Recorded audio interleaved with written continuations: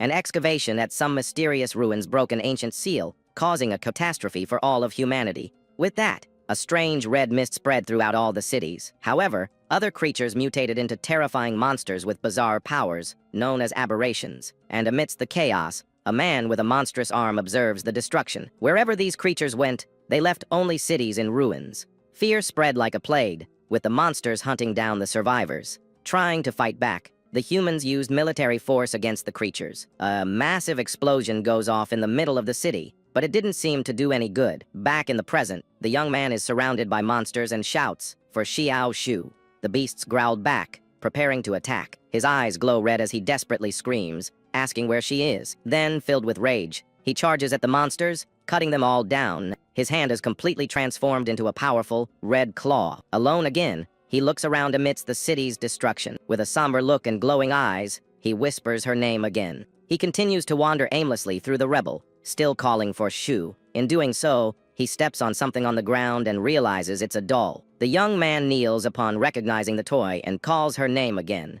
With his transformed hand, he carefully tries to pick up the doll from the ground, but halfway there, his monstrous claw starts to return to normal. A bloody tear streams from his eye, and he whispers her name once more. Completely alone in the ruined city, he despairs, asking for her. The scene cuts to 3 days ago, with reports of the red mist emerging. Inside a car, we see the protagonist accompanied by a girl. A soldier knocks on the car window and tells them to get out of there right now. The army is everywhere, and the driver complains about the lying politicians. The young woman says she's scared, but the hero comforts her, saying it's okay. The young man looks outside, thinking about what a huge mess this whole situation is. The soldiers watch a helicopter flying straight into the red mist. Seconds later, the helicopter simply explodes in mid-air, shocking everyone. The driver and the young man are in shock from the sudden explosion in the sky. The hero then acts fast, pulling the girl down to protect her from the debris.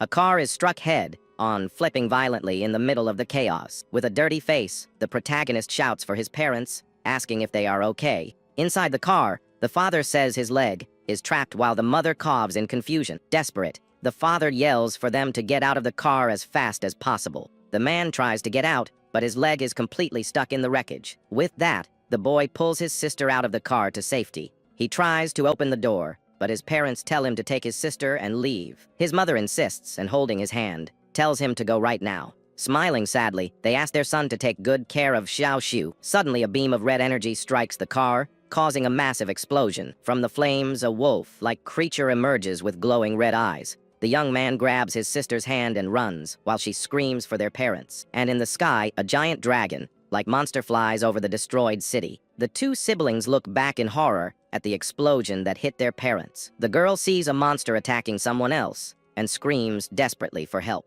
He remembers his parents and, with a determined look, wonders what is happening. The draconic creature causes a panic, and everyone starts running for their lives. One of the monstrous wolves roars loudly, showing its sharp fangs. The hero runs with his sister, not understanding anything that's happening in the world. He realizes that animals and people are going crazy and attacking everything. More of those creatures appear everywhere, climbing the city buildings. They hide, and the young man covers his sister's mouth so they don't make a sound. The protagonist tenses up, watching the danger up close with a focused gaze. To their relief, the creature seems not to have noticed them and starts to move away. After the monster is gone, the two breathe a sigh of relief for a moment. But suddenly, the girl screams in pain with strange red marks on her face. Her brother asks what's wrong, and she says she's not feeling well. He then sees his reflection in a broken piece of glass and notices he has the marks too. He wonders if all of this is happening because of the red mist. He quickly grabs a water bottle and wets a piece of cloth. The young man then places the cloth on his sister's face, telling her to protect herself. But at that moment, the marks on his own face worsen, and his eye glows. His sister asks what's wrong, but he says he's fine while trying to control himself. Suddenly, the monster they thought they had lost appears again. The creature watches them from the floor above, and the girl begs her brother not to scare her. He feels his body burning, and a terrible pain as if something were piercing him. Hearing the noise, the beast finally spots them and prepares to attack. The hero pushes his sister away and yells for her to run as the monster charges forward. Desperate, the two run into an abandoned supermarket, but outside a giant bird-like creature appears in the sky. To make matters worse, the monstrous wolf has them cornered at the market's entrance. The young man hugs his sister and tells her not to be afraid because he is there. An even larger draconic monster appears, roaring and causing more destruction. The creatures begin to fight among themselves in a chaotic and violent battle. Holding his sister, he wonders if this will be the end for them. He pushes her into a room in the back and tells her to go inside and hide. The hero grabs a pipe and says that facing the monster is their only chance. With a battle cry, the young man attacks the creature with all his might, but the beast shatters his makeshift weapon with a single, effortless swipe of its paw. The monster roars in his face, and the young man thinks it's all over for him. With no chance to react, the creature viciously clamps down on the protagonist's arm. Even injured, he shoves a piece of the weapon into the monster's eye, which screams in pain. His sister appears with a weapon, saying she's going to help him fight. The creature throws him aside, and he desperately yells for his sister to run away. He screams for her not to look back as the beast chases right after her. Wounded on the ground, the hero starts coughing up blood, unable to do anything. His body glows red, and he wonders why this is happening now. The girl stumbles and falls to the ground, left at the mercy of the approaching monster. Desperate, the hero screams his sister's name while punching a wall with force. Suddenly, a beam of red energy pierces through the monster that was chasing her. The protagonist appears with glowing red eyes, standing on top of the defeated beast. Consumed by rage, he yells for the creature to perish and attacks it relentlessly. His sister watches in horror as her brother mercilessly attacks the monster's body. She then hugs him from behind and asks what's wrong, begging him to stop. He yells that everything is fine, but the girl pleads with him to stop it. With that, he remembers his mother's last words, telling him to run. He also recalls his parents asking him to take good care of Zhao Shu. A final memory of them together appears, asking the two siblings to survive. Back in the present, he hears her voice and slowly begins to calm down. The girl continues to look at him with a very worried expression on her face. He then smiles and apologizes for worrying her, and she asks if he's okay. But the reflection in the glass shows that another giant aberration has appeared behind them. The creature smashes through everything, and the young man acts fast, pushing his sister away. The giant monster roars furiously, ready to attack the two siblings. The young man prepares for the fight, calling the giant creature Mugly Bird. Shouting for the beast to stay away from his sister, he attacks with all his strength. The hero unleashes a powerful wave of red energy to push the creature back. He takes her to a safe place and says he'll take care of the monsters by himself. The young man explains that the large creature has its eyes on them, and he needs to lure it away. His sister hugs him tightly, afraid that he'll lose control again, but the protagonist comforts her, saying that this time he won't lose control. He asks her to wait there and promises he'll be back for her soon. With eyes full of tears, she asks him to promise he'll come back safe. The young man smiles confidently and assures her he will return to her safe and sound. After saying goodbye to her, a strange dark hole appears in the market floor. He walks away, thinking that hunting aberrations will make him stronger to protect her. The hero then faces a giant monster, saying he needs more power. The creature roars back, and the young man yells for it to just drop dead. But the giant monster ignores him, and 3 monstrous wolves surround him, snarling. With no time to waste, he attacks one of the beasts with his metal pipe. With a powerful blow, he crushes the creature's skull without any mercy. But another wolf manages to bite his arm, and the young man calls them animals. Then his hands transform into claws, and he destroys the 2 remaining beasts. With a sinister smile, he wonders if this is what power feels like. The scene cuts to the sky, where a military plane is fighting the draconic monster.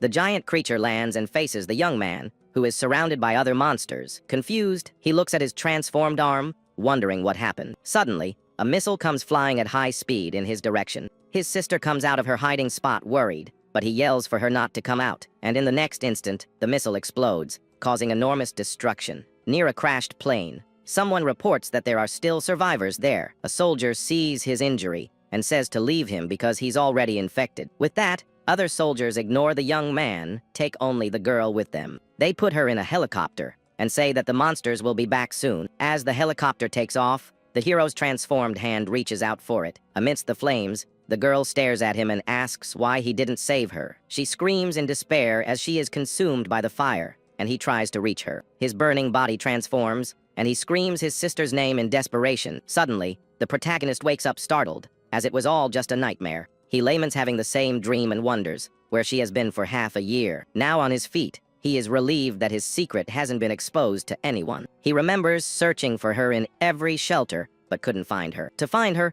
he joined the border patrol as a low-ranking soldier. Now he is at the border outpost of Chishi City. The young man runs to his captain, named Jia Jun, and apologizes for being late. A colleague complains about the rookie, and the captain kicks him hard for being late. The captain sends him to his post and threatens him if he screws up. At the top of the tower, he observes the ruined city, engulfed by the red mist. He wonders if that giant monster is still around. Meanwhile, the captain complains that the special response unit is already there. The other soldiers laugh, doubting that such a famous unit could fail. One of them then recalls that they crush aberrations wherever they go. Up high, the young man thinks about how much he hates the smell of the red mist. Suddenly, he notices that the red mist is parting in the middle. The young man then spots something very large coming towards them. Down below, one of the soldiers warns the captain that something is wrong. The men look at the mist, which is advancing like a giant wave upon them. Amidst the chaos, 2 soldiers from the special unit run in desperation. The red wave is about to catch them,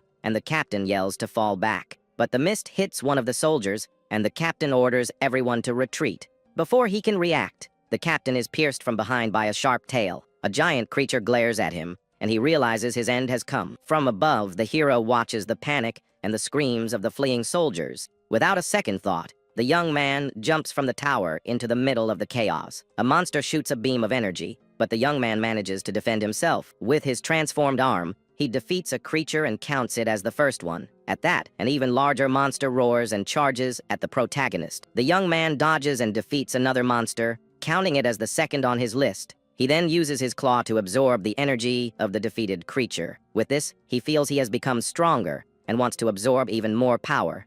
He then faces the other 6 monsters surrounding him, ready to attack. With a smile, he tells the creatures not to disappoint him in the fight, but a beam of purple energy descends from the sky and destroys all the beasts. Surprised by the attack, he turns around and sees a person in the midst of the smoke. It's Captain Song Ruai of the Special Unit's Burning Blood Detachment. The protagonist panics when he realizes who the woman in front of him is. He looks at his transformed hands and thinks about how to turn them back to normal. The captain orders her men to clean everything up and not leave anyone behind. With that, the special unit soldiers surround him, pointing their weapons. He raises his normal hands and asks them not to shoot, introducing himself as a soldier. But suddenly, a giant aberration appears behind him, ready to attack. In the next instant, the creature is already down on the ground, and the target has been eliminated. The captain then slowly approaches the young man to question him about what happened. She asks where his weapon is, and the young man realizes he's in deep trouble. Without further questions, the woman orders all units to fall back to the defense line. At a temporary base,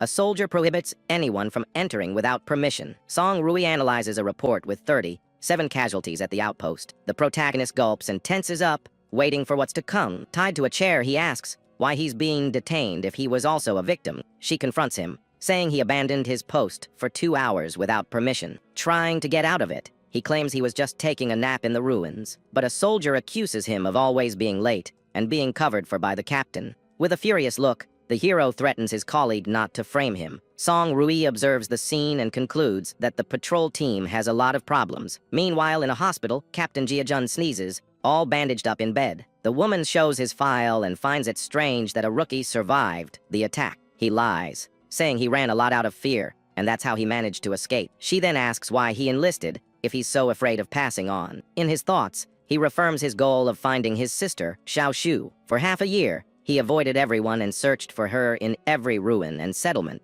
Back in the present, she accuses him of abandoning his post and withholding information. The captain approaches and asks if he knows the consequences of his actions. She then whispers in his ear and asks what happened to his hands. The woman then asks why he lied and what his real objective is there.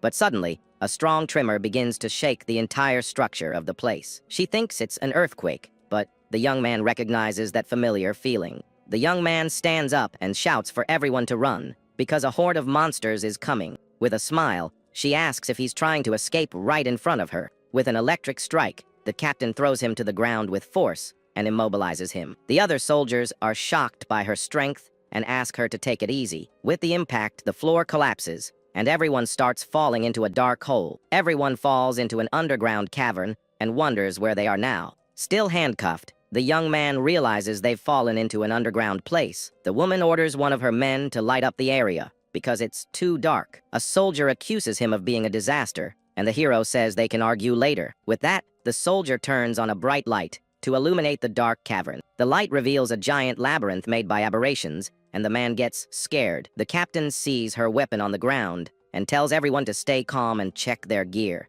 She picks up her rifle and tells them to maintain formation and cover each other. Suddenly, a strange sound echoes through the darkness of the mysterious cavern. The protagonist is on alert and looks intently into the darkness ahead of him. He says he hears wind, and the soldier gets excited, thinking there's an exit nearby. The man confirms the breeze and praises the young man for his escape skills. But an insect monster appears, and the hero yells for everyone to get down quickly. A green laser then hits the creature head-on, saving the soldier's life. The monster's body melts into a green, corrosive liquid that burns the ground. The captain reprimands him and warns him not to act without her orders again. She glares at him and says he'll have to explain everything when they get out of there. The young man wonders what she's planning, since she knows his secret. A strange noise catches everyone's attention, and they realize something is approaching. From the shadows, more of those insect-like creatures appear to attack them. An entire horde of monsters surrounds them, and they realize they are in trouble. The creatures advance as a swarm, preparing to attack the group. One of the soldiers starts shooting, but the bullets don't seem to have much effect. The group runs desperately, shooting in all directions,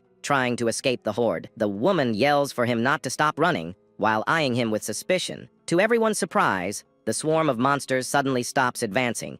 Everyone looks ahead and sees an illuminated passage at the end of the cavern. In the passage, they see the bodies of soldiers and a monster absorbing the red mist. The creature begins to convert the mist into a very powerful energy sphere. With that, the protagonist yells for everyone to be careful, because that is dangerous. The captain then jumps and fires an electric shot with full force at the beast. But the monster retaliates with an even more powerful beam of red energy. The two attacks collide in mid-air, creating an incredible power struggle. Her shot breaks through the beam and hits the creature right in the face. However, even after being hit, the aberration's beam continues toward her. In a swift move, the young man pushes the woman aside and takes the hit for her. He absorbs the energy and, with his hands transformed, faces Captain Song-Rai. He then turns to the monster and says he'll explain everything when they get out. The woman wonders how he's going to win, if even her attacks didn't work. With a confident smile, the young man prepares for the battle ahead. Full of determination, he runs toward the giant creature without fear. His eye glows,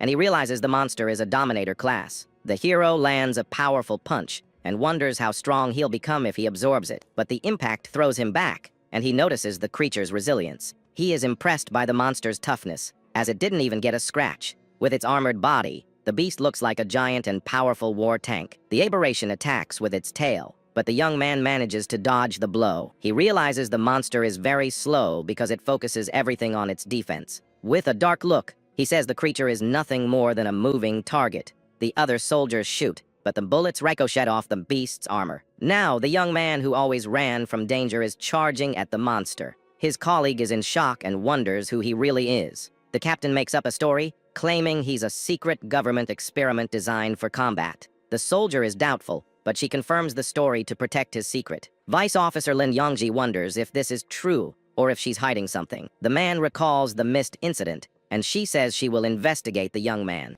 She glares at him and warns that this is classified information and cannot be leaked. The creature concentrates a large amount of red energy in its mouth. The beast then fires a giant energy sphere in the hero's direction. The young man looks back and realizes the attack isn't meant for him. With that, he desperately shouts for his comrades to get out of the way. The energy ball explodes with a devastating impact, destroying everything. Amidst the smoke, the captain stands up with purple lightning coming from her body. Lying on the ground, the patrol soldier wonders if he's still alive. The special unit officer finds him and helps his comrade get up. With an injured leg, he says it was a fair trade for staying alive. He explains that he didn't become a soldier just to take out the creatures. His mission is to be humanity's shield, and he will never abandon anyone. Meanwhile, the protagonist is thrown far away by the force of the explosion. Lying on the ground, he realizes his energy is gone, and his arm returns to normal. The Dominator-class creature glares at him, and he realizes how problematic this is.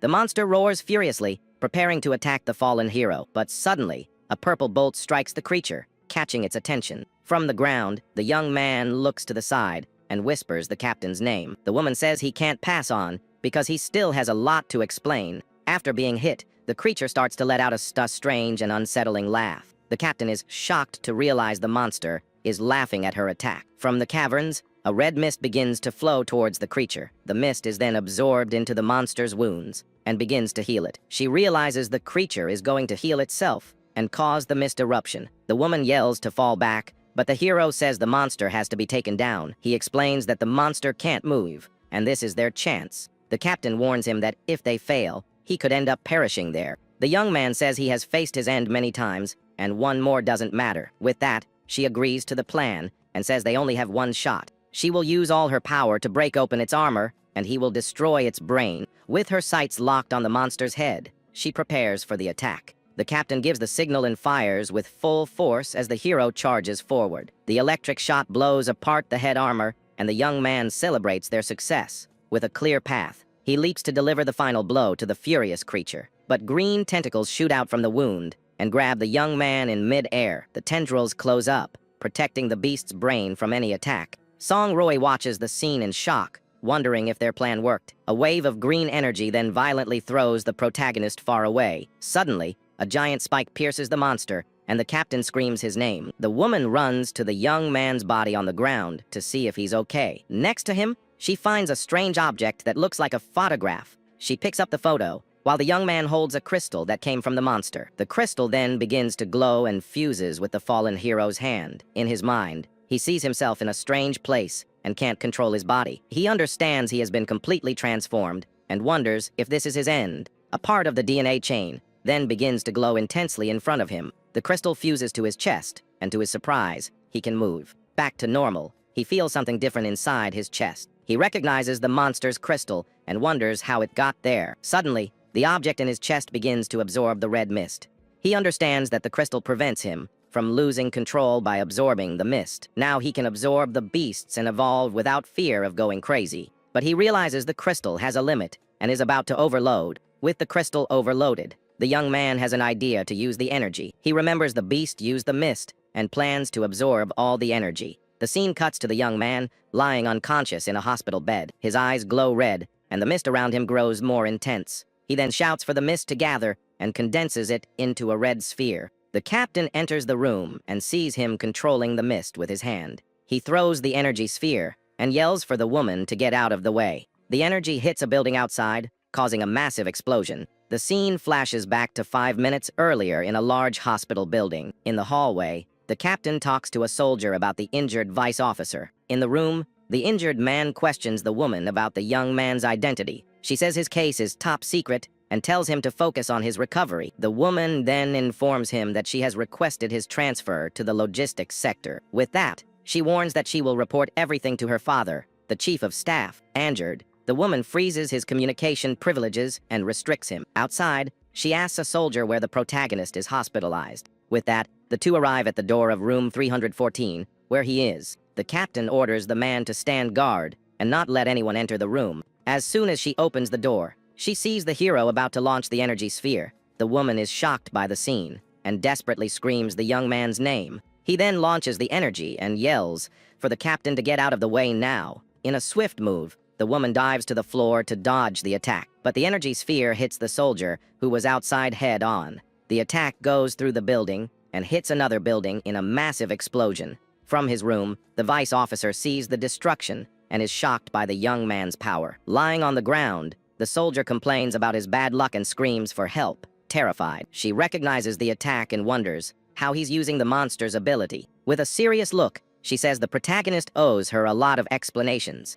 The scene cuts to the hospital roof, where the two are talking. The captain asks if he can absorb the beast's cores and their abilities. The hero says he can absorb the mist, and that the crystal in his chest repairs itself. With a smile, the woman is impressed by his various abilities, but the young man reveals that by obtaining the monster's strength, he could become one. With that, he asks if, in her opinion, he is still a human being. The captain says he is a unique existence, and it all depends on how he uses his power. She steps away, saying his power is both a disaster and a weapon. The woman then offers him two paths. The first is to join her squad. The second path is to be classified as a threat and be eliminated like the beasts. The young man repeats the word, eliminated, as he eyes the woman with suspicion. He doubts the city's troops can defeat him, but admits he's no match for her. The captain calls him arrogant and offers benefits if he joins her. He questions her reason for recruiting a dangerous element like him. The woman then admits she needs him for a certain objective, and they are not enemies. With a mysterious look,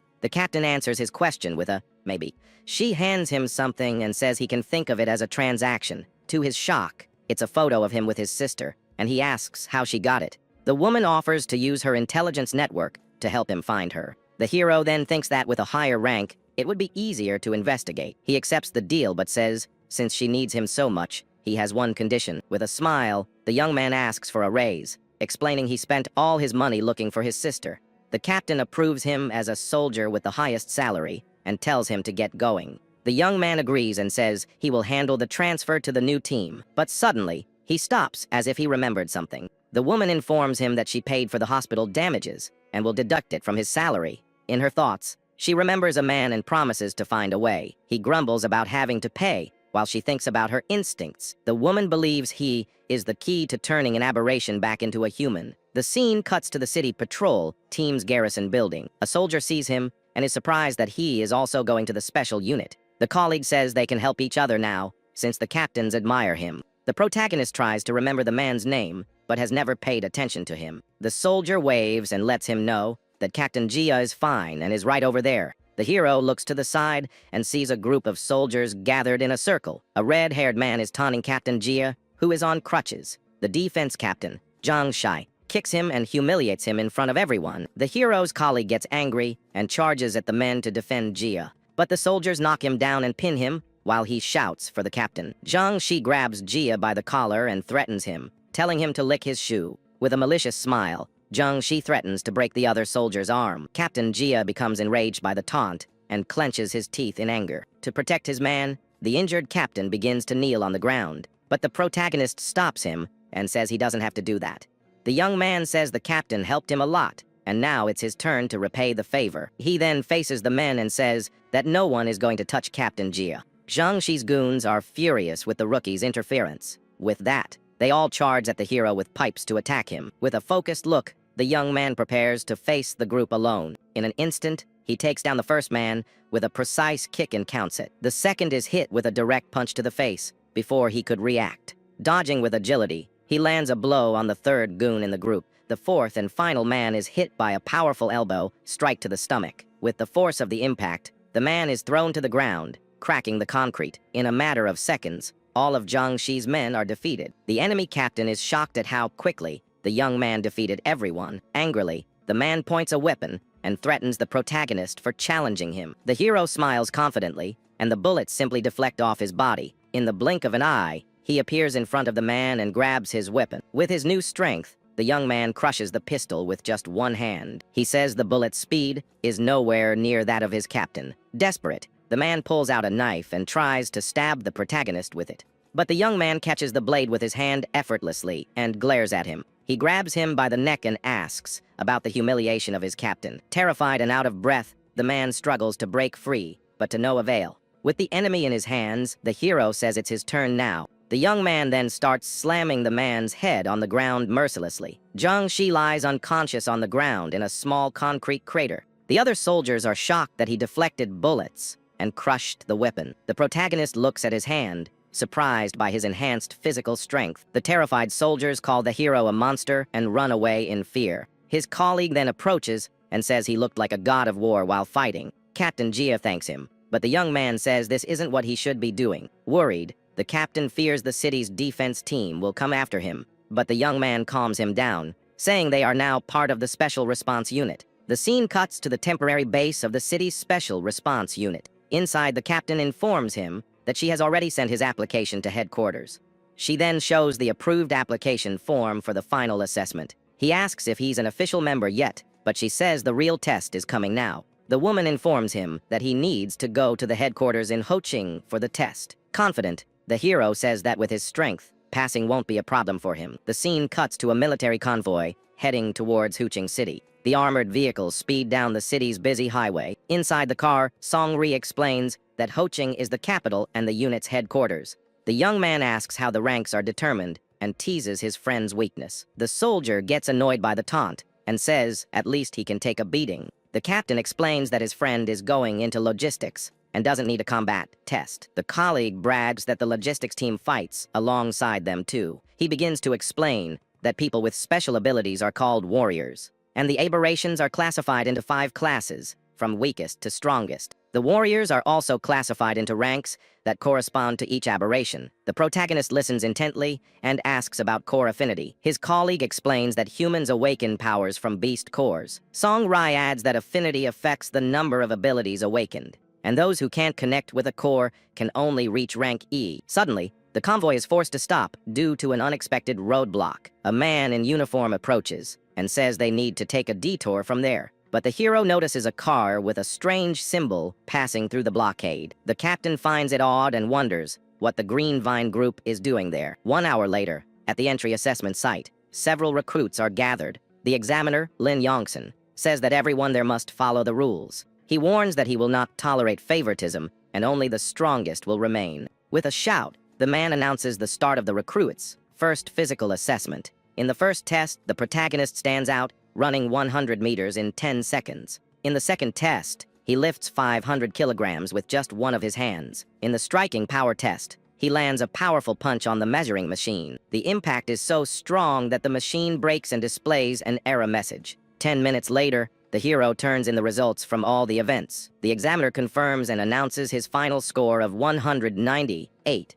The other recruits are in shock at the score, which broke the previous record. From a distance, Instructor Lin hears the record-breaking score and is impressed. Jung Jin, the younger brother of the defense captain, doesn't believe the result. The examiner scolds him for accusing him of letting the young man get in through the back door. With a cynical smile, Jung's brother says he was just curious about it all. He then approaches the hero and asks if he's from the Chishi Patrol. With a malicious smile, he threatens the young man, telling him to just wait. The man promises to avenge his brother's humiliation by making the young man pay. The protagonist finds the man's attitude strange and wonders about his hometown. The examiner asks if he knows Jung Jin, and the young man immediately denies it. With a determined look, he realizes the entire defense team is corrupt. Next, the instructor announces the results, with the top 3 finishers. First place went to Yan Hao with 198 points in total. A young researcher named Jin Ying becomes interested in the strong rookie. In a private dorm room, Jung Jin is angry about not getting first place. He complains about 2 monsters showing up, but in reality, he only got in through nepotism. A holographic image of 2 men appears and advises him not to mess things up. Determined, the young man says he will get into the elite unit for his brother. Back at the assessment, the recruits are at the Beast Core testing station. The examiner explains that the test is simple. Just put on the wrist guard, and then place the Beast Core into the device to begin the assessment. He warns that an affinity below 40% results in immediate elimination. The man explains that the stronger the aberration, the better the quality of the core. Because of this, everyone has different affinities and awakens elemental or support powers. The instructor says the wrist guard is simple and will only test their affinity. He then finally announces the start of the Beast Core affinity test. The first recruit takes the test, and his affinity is 39%. On the floor, the man laments his failure and wonders why the test was so hard. The next candidate celebrates passing with 56%. With that, the examiner calls Jung Jin to be the next to take the test. With his eyes glowing red, the man approaches with a menacing look. He then grabs the Beast Core and tosses it into the air to prepare. With force, the young man snaps the Beast Core into the device on his wrist. Furiously, he yells for the machine to obey him, and the device glows. On the panel, his affinity with the core appears as 60%. The others are shocked and say that last year's strongest rookie only had 56. With a malicious smile, the man boasts about being the strongest one there. He returns to his spot, and the protagonist watches him in silence from a distance. A girl then appears and asks how she's never heard of someone so strong. The young woman introduces herself as the know-it-all and says he managed to stay off the radar. She then accuses him of being connected to the mist's fluctuation in his hometown. The girl says it's fine if he doesn't admit it, but she's interested in him. The hero takes the opportunity and asks if Miss Know-it-all can give him some information. She replies that she can, with a smile and a wink at the protagonist. But the young woman says that before that, she has a condition for her help, and if his score is higher than hers, she'll tell him anything he wants. Called by the examiner, the girl runs to the test with a smile on her face. The other recruits comment that she's going to break Jung Jin's record. The hero wonders if she's strong, and Jung Jin calls her a pathetic clown.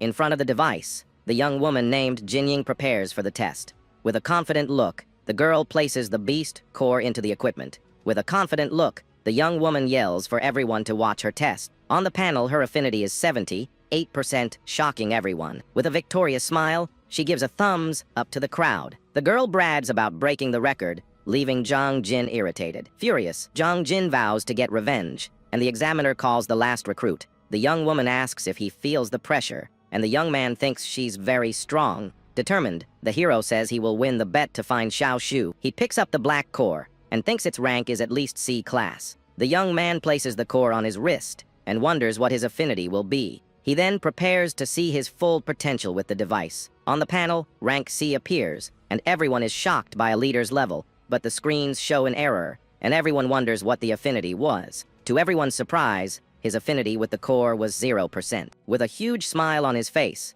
Jung Jin starts laughing and calls the protagonist a total loser. The villain mocks that even the core rejected him, while the young man just watches everything in silence. The hero tenses up, looking at his own hand, and realizes something is very wrong. Suddenly, the bracelet begins to glow a dark red, and the stone starts to melt. With his eye glowing, the young man feels his body absorbing the energy against his will. At the machine, the blonde girl says this has never happened before, as the lowest score ever seen was 1%. Excited, the girl starts typing frantically, wanting to record the moment to show an old man. Meanwhile, the rival notices a very strange detail, and a malicious smile spreads across his face. He snitches to Instructor Lin that the young man stole the core, and that the item has disappeared from his hand. The examiner becomes suspicious, and orders the rookie to raise his hand to show the equipment and the stone. Then everyone can clearly see that the core is no longer fitted in the center of the bracelet. The leader demands an explanation, and the hero plays dumb, saying he also has no idea what just happened. In his thoughts, the young man knows he needs a quick excuse to avoid becoming a lab experiment. With that, he decides to take a risk and pretend this bizarre transformation is just a new ability. At that moment, red energy covers his arm and soon transforms into a giant claw. Seeing this frightening scene, Jung Jin backs away in fear, wondering what kind of thing that is. The examiner pulls out an electric weapon and orders all recruits to be on alert and fall back. A soldier thinks he's been infected, and the captain warns everyone to stay far away from the danger. The man believes the only viable option now is to eliminate the boy right then and there before the situation gets any worse. But suddenly, the blonde girl tries to get the protagonist's attention, asking if he can hear her voice. The girl is amazed by the power and thinks it can only be a rare bestification technique. Calmly, the hero turns his head, confused, and casually asks what's wrong with everyone there. Instructor Lin remains on alert and quickly questions if the young man is still in his right mind. The young man then disperses the energy from his arm and explains that the stone just entered his body on its own. The blonde girl grabs his arm, all excited, saying he hasn't gone crazy and that this is unprecedented. The examiner finally relaxes and says the warrior hit the jackpot with such a valuable ability. The protagonist is weirded out by the girl's closeness and questions how she knows so much about the subject. Giving a wink, she strikes a cute pose and repeats that she's just a mysterious and ordinary know-it-all. But the instructor spoils the mystery and reveals she's from technical intelligence and her father is a general. Finally, the man decides to end the games and holds out his hand, asking the recruit to return the stone. The hero scratches his head, a bit embarrassed, and explains that he's not refusing to return the stone. But the young man points to his own wrist and shows that the item is permanently stuck to his body. At this, his blue-haired rival is shocked to realize the stone has entered the boy's body. With a malicious smile, the villain decides to inform his bosses about this perfect test subject. The scene then cuts to the door of a large medical radiology room in the laboratory. Inside, the protagonist is lying down, going through a giant scanner machine. The doctors look at the screens in shock, because the stone has fused with the boy's bones. One of the specialists then turns and asks for the research director's opinion on the case. The head scientist smiles, stating that the rookie is hiding secrets and deserves to be studied extensively. Suddenly, a high-ranking commander with white hair enters the room, wanting to know the situation. The researcher gets very excited and asks if the troops still maintain that rule about limits. But the military man tells his colleague to stop the drama and just tell him what's happening. Proudly, the head of research recalls that he created the machine and guarantees the power is not zero. Anxiously, the blonde girl shakes her father's arm, begging him to reveal the mystery already. With his eyes glowing, the scientist reveals that the boy's potential broke the machine, and the elite commander himself is stunned to learn that the level exceeded 100%. Immediately, the leader turns and orders the instructor to accompany him at that very moment. Meanwhile, the hero, lying down, notices that the stone in his chest is turning a deep red. The young man remembers the past and understands that swallowing other stones strengthens his main one. The system notifies him of the upgrades, and he understands he can get stronger by hunting monsters. After that, we see the exterior of the immense, armored building of the main military defense base. Inside, his former light-haired captain tries to get the hero into her own squad, but the superior military officer reprimands her and questions her interest in that recruit.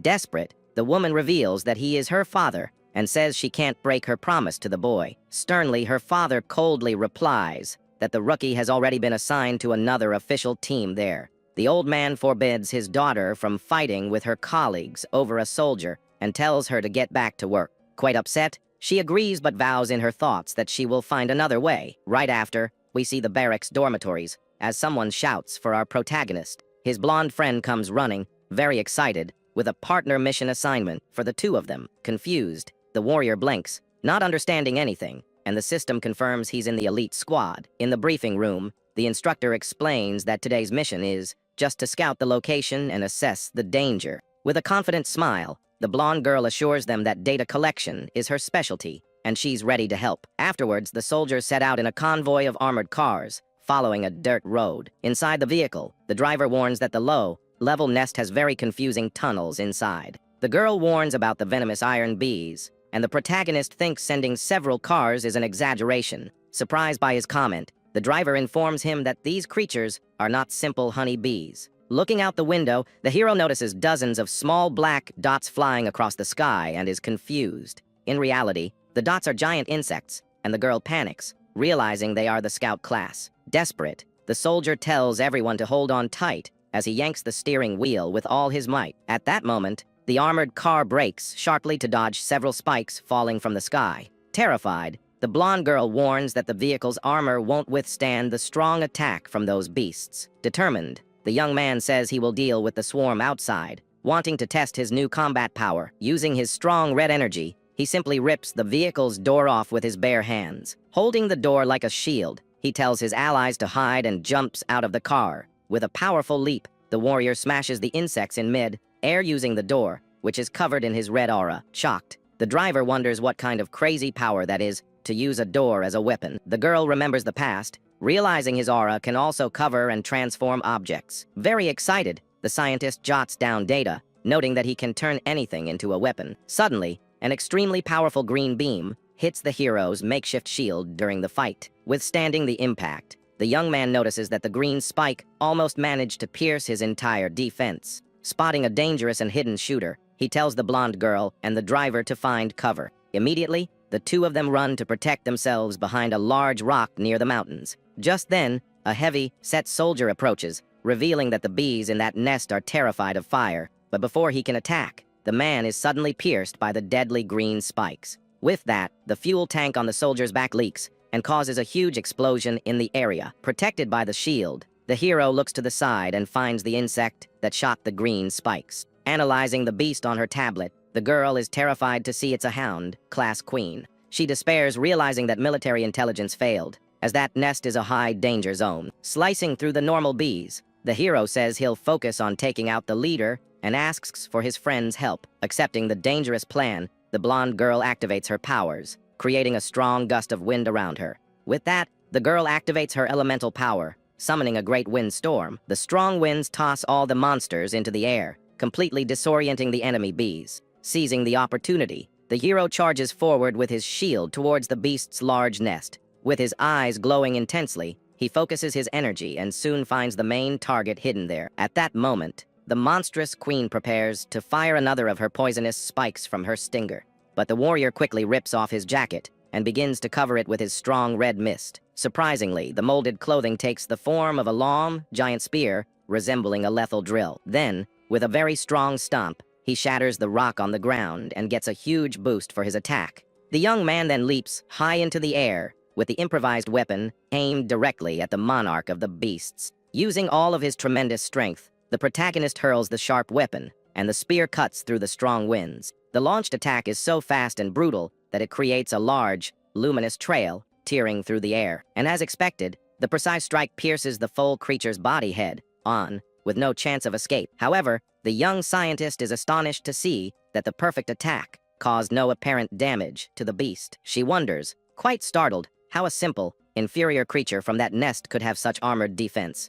The terrible answer comes when the creature begins to glow, absorbing energy and evolving to another rank. Desperate, the blonde girl runs towards her friend, demanding that he not let the evil beast escape. But the warrior simply collapses to the ground, admitting he used up all his energy in the previous attack. With her hands on her hips, the young woman observes the fallen young man and thinks it's all just drama to get help. Resting on the ground, the recruit returns the taunt, assuring her he has no interest in spoiled little girls.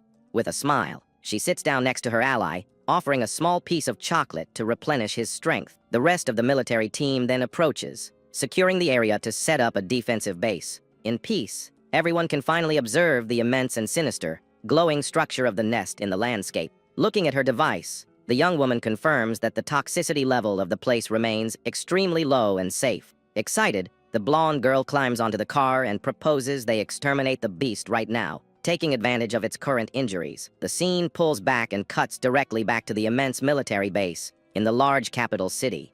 In the large meeting room, the military chiefs are seriously debating the protagonist's potential. The platinum-haired veteran recognizes the young boy's absolute value, demanding they keep their full attention on the rookie. However, one of the captains there receives an emergency alert on his communicator and needs to take the urgent call. Terrified, the officer informs his superiors that the danger level of that recent search mission has skyrocketed. The senior commander dislikes the warning, knowing that the young woman would never put her team in such a foolish gamble. The leader orders the deployment of the Burning Blood unit to provide support and annihilate the nest of beasts. Suddenly, a soldier enters the room, and the leader is startled, wanting to know what he's doing out of the hospital. The veteran informs Yongsun that his brother will remain under Song-Ru's command, without giving any explanation. With authority, the chief gives a direct order for Lin Yangji to report to Captain Song-Rui. The other soldier then questions if it was his colleague who arranged for the young man to be with Song-Rui before. The old man dismisses them both and thinks this is the most he can do for someone worried about the hero. Meanwhile, at the nest, the hero and the blonde girl walk on, as only their suits can resist the red mist. Entering the cave, the girl warns that the energy readings of the place have barely changed.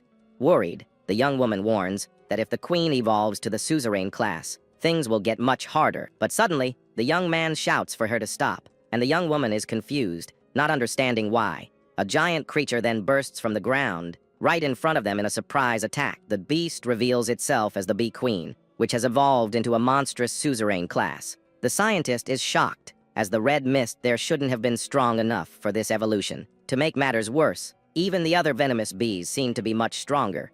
The young woman despairs, noticing that the mist has already passed the alert level, and the alarm didn't sound. At that moment, the young woman starts to cough and falls to her knees, feeling the effects of the mist on her body. Angrily, she reveals that their suits were sabotaged, and that there is a traitor in the Burning Blood unit. The nest begins to shake, and several spikes emerge from the hole, showing that more beasts are coming. Without a second thought, the young man grabs her hand, and they both start running to escape the danger. The hero thinks that the mist is great for him, but his priority is to get his friend to safety. With a powerful kick, he breaks a large rock in the scenery to create a small, safe shelter. The young man tells his ally to hide there, saying she'll be able to hold out for a bit. The young man asks her to inform reinforcements about the suits and assures her he'll hold off the beasts alone. Confident, the girl accepts and says she will pass on all the updated data about the situation to HQ. Seeing him walk away to battle, the scientist calls his name, wanting to give him one last warning. The blonde girl makes a cute threat, saying that if he doesn't come back, she'll hunt him down to the ends of the earth. With a confident smile, the warrior turns to her and guarantees he will return from that fight. He turns to the beasts and begins the fight, crushing one of the bees with a simple stomp on the ground. Facing the queen, the hero thinks that now he can protect those he loves and fulfill the promise he made. Prepared for the fight, he creates a sphere of red energy and assures himself he will not fail. The warrior finds himself completely surrounded by the giant bees and their powerful, monstrous queen. He focuses his crimson energy and prepares one last shot, knowing he can't waste this chance. With great effort, the young man condenses all the red power into a single sphere of pure energy. He then fires his Crimson Burst attack, which creates an immense beam of pure destruction. With that, A gigantic red explosion consumes everything in its path with great power, but the attack ends up hitting a large rock formation in the distance, causing a huge impact there.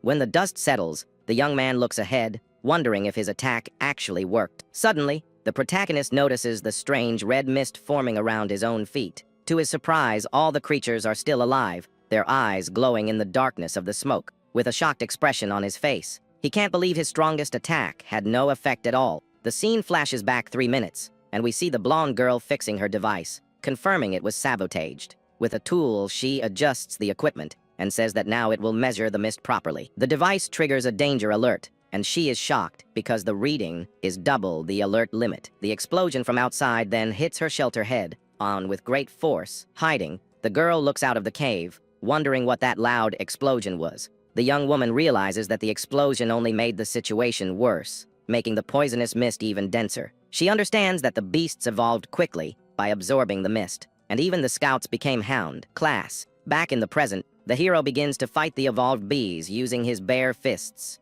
The young man notices that the more he fights the insects, the stronger they seem to get around him. Even with the mist, he notices he's using up his energy much faster than he can recover it, blocking another blow. The young man knows that at this pace, he'll soon run out of strength to continue. From her hiding spot, the scientist watches everything and wonders if her friend will be able to hold on. She notices a mark on his neck and understands that his suit was also sabotaged by the traitor.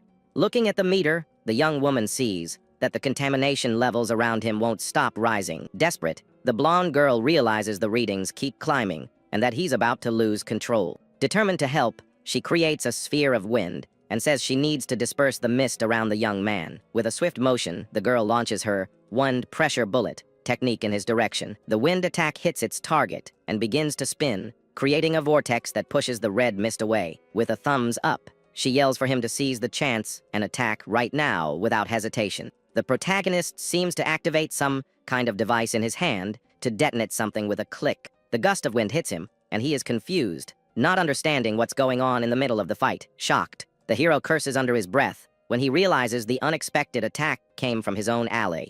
He complains that the mist is gone, and with it, his energy supply has been completely cut off.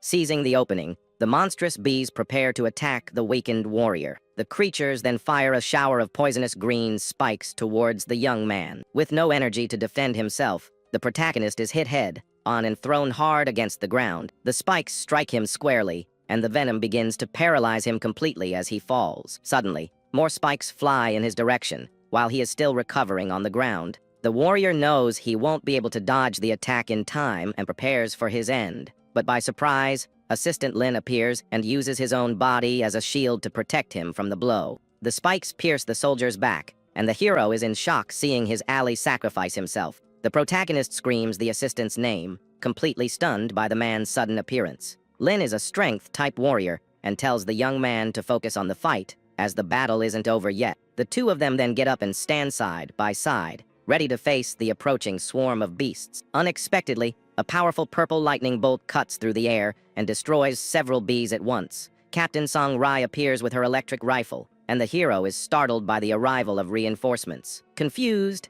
the young man asks what the captain and the assistant are doing in this dangerous place.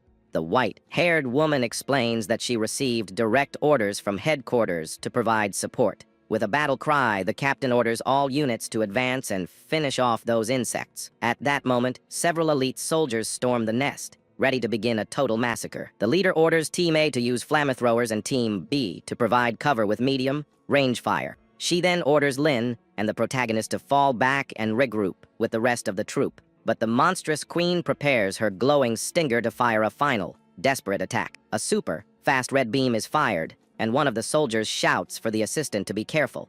The captain tells them not to look back and to keep running while she prepares a strike. Using her weapon, she fires the electromagnetic annihilation technique, creating a field of lightning. The strike creates a high-voltage electric field that collides with the bee queen's attack. The energy destroys and paralyzes everything in its range, and the beast's red beam is disintegrated. The electric attack hits the queen head on, and the soldiers celebrate the success of the powerful technique. The beast is paralyzed but tries to escape, and the captain orders them to eliminate the swarm and prioritize the rescue. Surprised by the attack, the hero is shocked by the woman's strength while the assistant reveals her secret. As the soldiers burn the bees, the hero looks for the blonde girl, and the platinum-haired woman points him in the right direction. The girl complains that she almost became a goner, but is soon reminded that she still owes her friend a big favor. With the rescue complete, the leader orders the extermination of the swarm, while the young man discreetly absorbs the mist. The warrior realizes that his last attack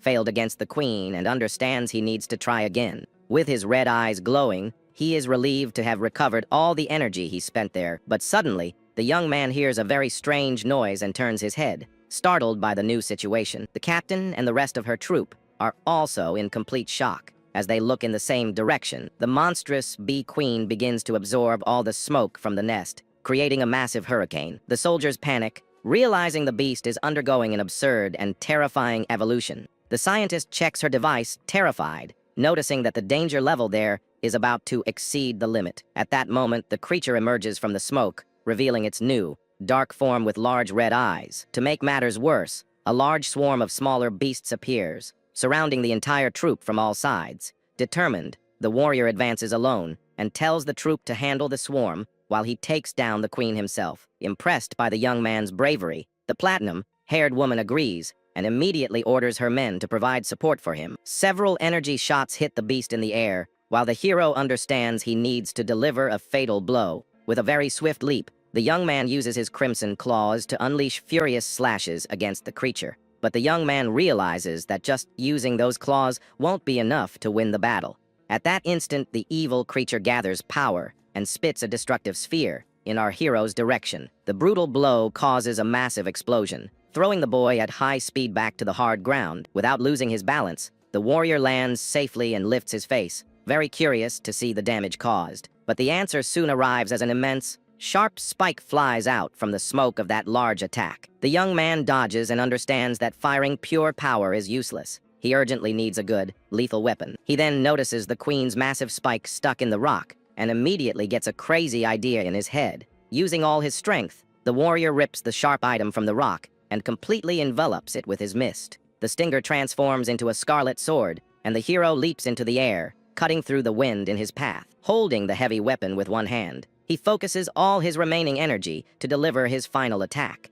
The young man ironically thanks the beast for giving him a weapon as a gift and immediately hurls the object with absurd force. With a terrifying look, the warrior puts all his focus into the throw to destroy the dangerous enemy. Like a powerful lightning bolt, the scarlet spear pierces through the terrible beast's body, causing super fatal damage. The spear hits the queen's head on and causes a gigantic explosion, kicking up a lot of dust. A red glint then appears in the air, and the warrior notices a small crystal falling from there. Shocked, the young man realizes that the shiny item is the suzerain class beast core. With a smile on his face, he decides to take the valuable item for himself and firmly grips his spear. At that moment, the warrior absorbs the stone into his chest and feels his energy recharging rapidly. But the energy proves to be too strong, and the young man groans in pain, feeling like he can't handle it. His eyes then begin to glow a bright red as he loses all reason. Suddenly, a strong energy attack cuts through the air, taking out several bees along the way. The platinum-haired woman leads the troop, clearing out the enemies, and finds the creature's sudden weakness strange. The military leader then looks to the side, surprised, and sees the warrior collapsed on the ground nearby. Startled, the captain calls the rookie's name, trying to wake him from that bizarre trance. Quickly, the blonde girl checks his vital signs, noticing his super fast heartbeat. She warns that the hero has suffered too much exposure to the mist and is at high risk of going mad. In a hurry, the platinum-haired woman orders Assistant Lin to use the medical pod to block the damage. The scene then cuts to the temporary base camp, where a large vehicle arrives quickly. Inside, the young man is placed on a stretcher while the captain orders the scientist to monitor everything. The equipment closes, turning on immediately and applying a strong anesthetic to the injured boy. But the captain knows this is only a temporary fix and that she needs to get him back to the base. In the young man's mind, a frightening shadow tries to force him to embrace the power of those beasts. The warrior wonders if he will meet his end there,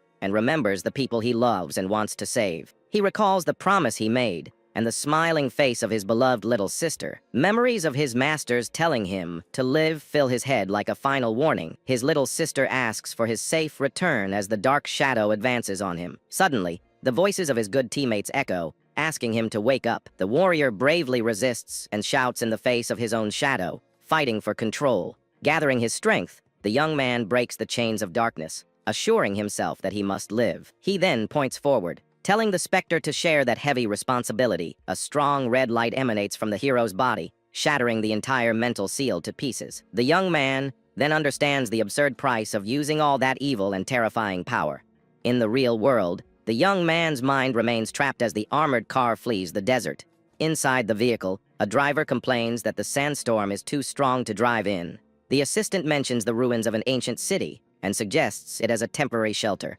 Worried, the white-haired captain asks the blonde girl about the protagonist's current condition. The girl replies that his vital signs are stable, but the young man has not yet regained consciousness. With that, the leader orders them to enter the ruins and for the rest of the convoy to follow right behind. The armored vehicles then advance through the storm towards a large, abandoned building. Arriving at the shelter, the captain orders everyone to disembark so they can finally rest a bit. But the woman feels something strange in the air and asks the scientist to scan the entire surrounding area immediately. She then orders the soldiers to protect the young man, saying it's a high-priority order from HQ. Up high, two hooded men watch the group, preparing for a treacherous ambush. Suddenly, a shower of arrows hits the soldiers by surprise, and one of them is injured in the arm. Assistant Lin yells for everyone to take cover while activating his body hardening ability. The blonde girl dodges and notices the arrows are coated with a very dangerous needle, wasp venom. At that moment, a massive rock is hurled in their direction,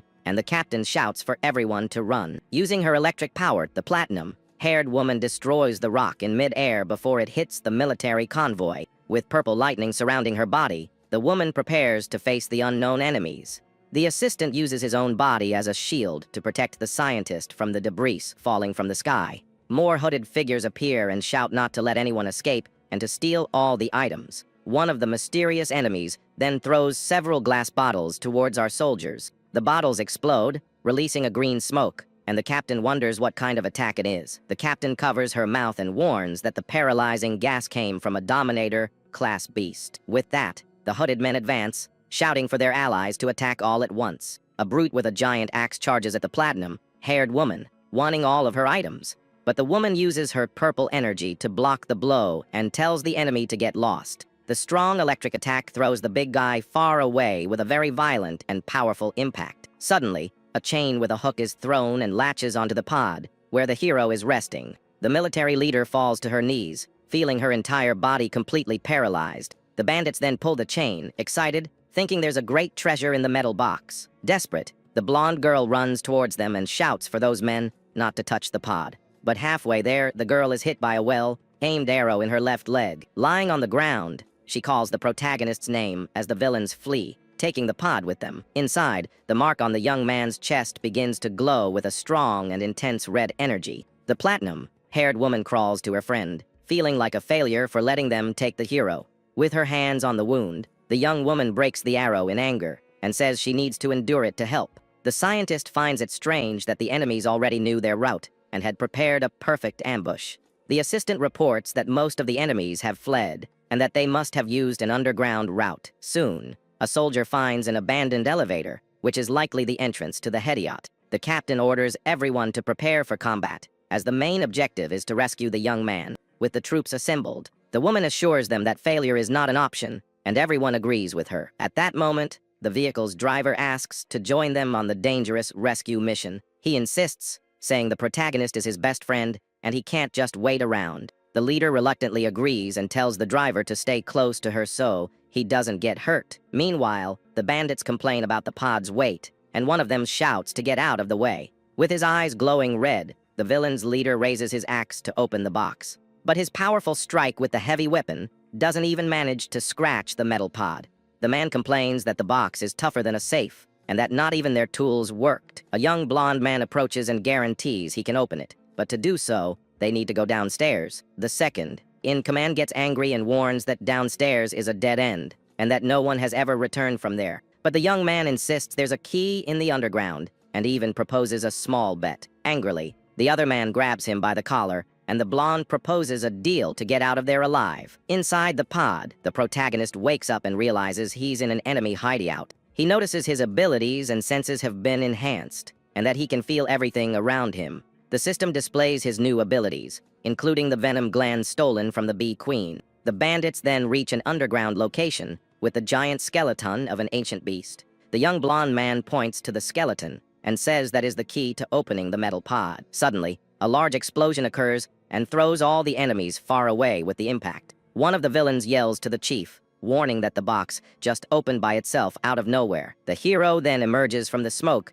and uses his new venom gland ability on the enemies. Hit by the toxic mist, the bandits begin to scream in pain, feeling the venom in their bodies. Looking at the fallen men, the young man finds his new support ability very useful for combat. The bandits' leader is shocked to realize there was a person inside that pod. He accuses the young man of letting himself be captured on purpose, but the hero just calls them idiots. The villain boasts about being a rank D warrior, saying he will crush the young man like an ant. Angrily, the man charges to attack, but the protagonist just scoffs at his power rank. The hero then activates his Venom Vein ability and prepares for the lethal counterattack. He blocks the enemy's punch and easily lands a poisonous blow to the man's face. With that, the powerful attack throws the bandits' leader against the wall with absurd force. The protagonist turns his head to the side, curious, upon hearing a strange noise nearby. Surrounded by a dark aura, he glares at the blonde boy and asks if he wants to fight too. But the young enemy faints from fear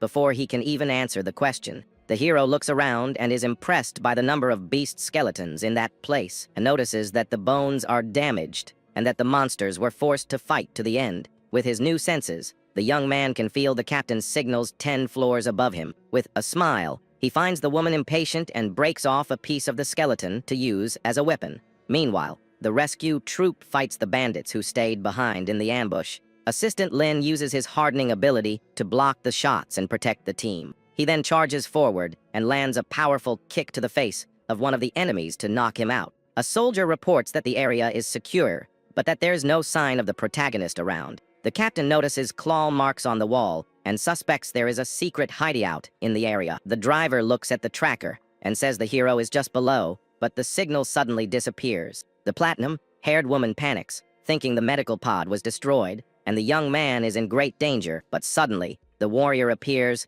falling from above and carrying the blonde boy's body while smiling at the troop. Everyone is surprised to see the boy is completely fine, and the captain asks what was down there. The young man explains that he found an ancient beast arena, and the assistant quickly questions if they should investigate it. The woman orders the troop to fall back and asks who the strange little boy being carried on his back is. Just then, the prisoner wakes up completely frantic and pulls out a small dagger to attack our hero from behind. With hatred in his eyes, the small enemy shouts for the protagonist to disappear as he advances with the weapon.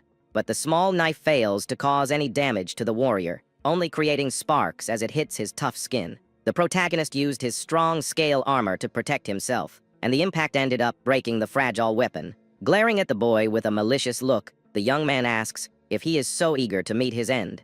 With a bleeding face, the boy struggles, cursing the soldiers and saying they are all a bunch of trash. The hero realizes the prisoner is infected by the red mist and lands a chop on the little one's neck. With the quick attack, the blonde boy falls to the ground, completely unconscious, dropping a small card from his pocket. A soldier picks up the paper from the dust and is startled to notice it's an old ID of his good ally. The captain looks at the photo closely and notices they look very similar, concluding they must be brothers. With that, the soldier carries the boy on his back while the platinum-haired woman says the prisoner needs healing. The warrior then uses his own hand to absorb all the toxin from the boy's body in an attempt to save him. The scene then cuts to the outside of the large and secure headquarters of our feared main squad. Seeing the group return, one of the gatekeepers tells his partner to run and inform the chief of their arrival.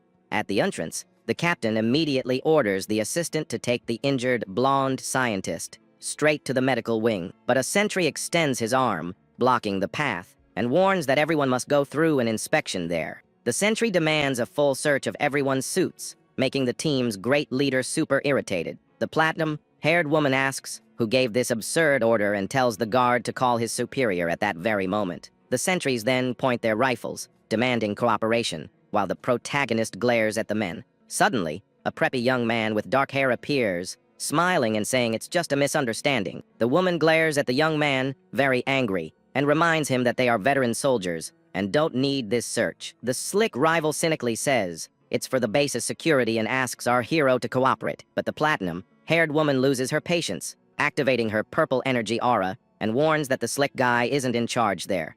The chief orders her troop to ignore the weaklings and move on, leaving the rich kid shouting for them to wait. The annoying guy points to the unconscious boy, calling him a filthy threat, but the soldier says he's his ally's brother. The arrogant rich kid smiles maliciously and orders the guards to apprehend the hero, saying that trash belongs with trash. With that, the armed soldiers surround the young man, and the captain turns around, asking if they are going to disobey an order. The leader then becomes furious, activating her purple aura and extending her hand towards the preppy guy. But the warrior steps in front, taking charge of the situation, and activates his own green, venomous energy. He then touches the slick rival's shoulder, who immediately tries to issue a warning about challenging the authorities. The villain is startled, realizing he's been discreetly poisoned, without even noticing the quick attack. With a cold smile, the protagonist says the rival's methods are dirty, and tells him to back off right now.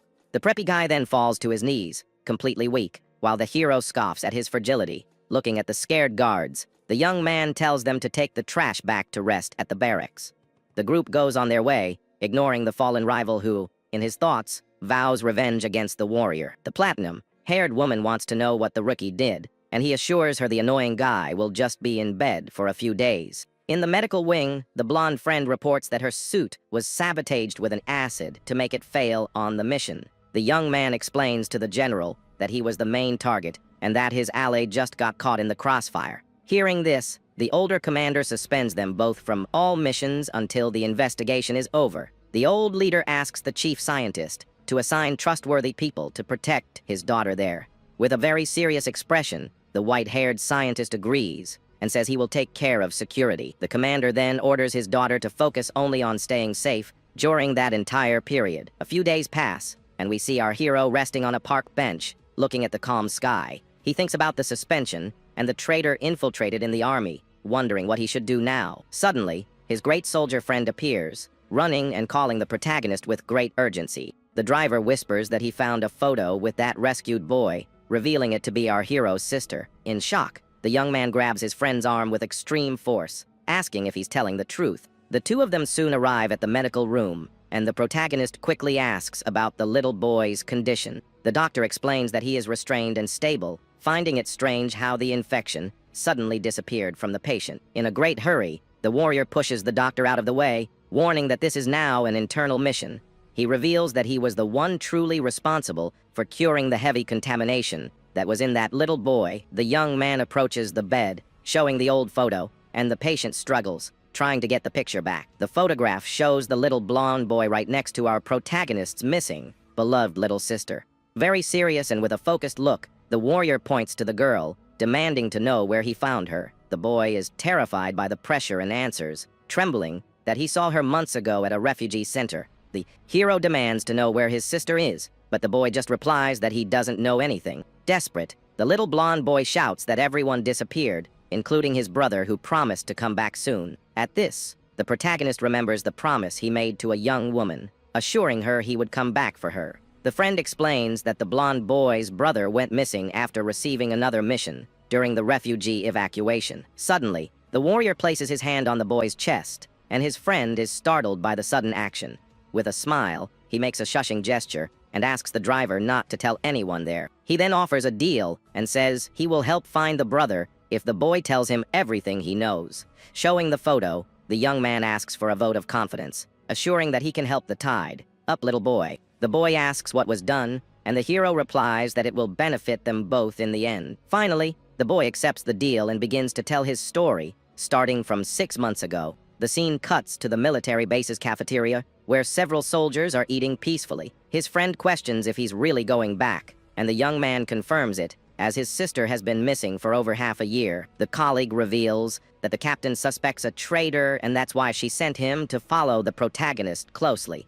With a determined look, the warrior says he came for his sister, and that no one is going to stop him. Unexpectedly, the captain appears behind him and questions, who said they would try to stop him from going. The platinum-haired and blonde woman arrive, and the scientist brags about the military base's advanced medical technology. They then go to a small meeting room to talk about the matter in private. In the room, the protagonist asks the two of them how they found out about his private investigation. With a smile, the blonde girl shows a tablet with the security camera footage from the little boy's room. The friend becomes furious and accuses the scientist of spying on them the whole time without permission. Giving a wink, she says she was just protecting everyone from the base's internal problems. The platinum-haired woman reveals that she asked the doctor, and he then explained the situation to the young woman so she could get the footage. Seriously, the leader says she won't stop him, but hopes he can finally trust her as well. The young man looks at the captain and seems to finally understand that she also really wants to help in his search. The blonde girl clings to his arm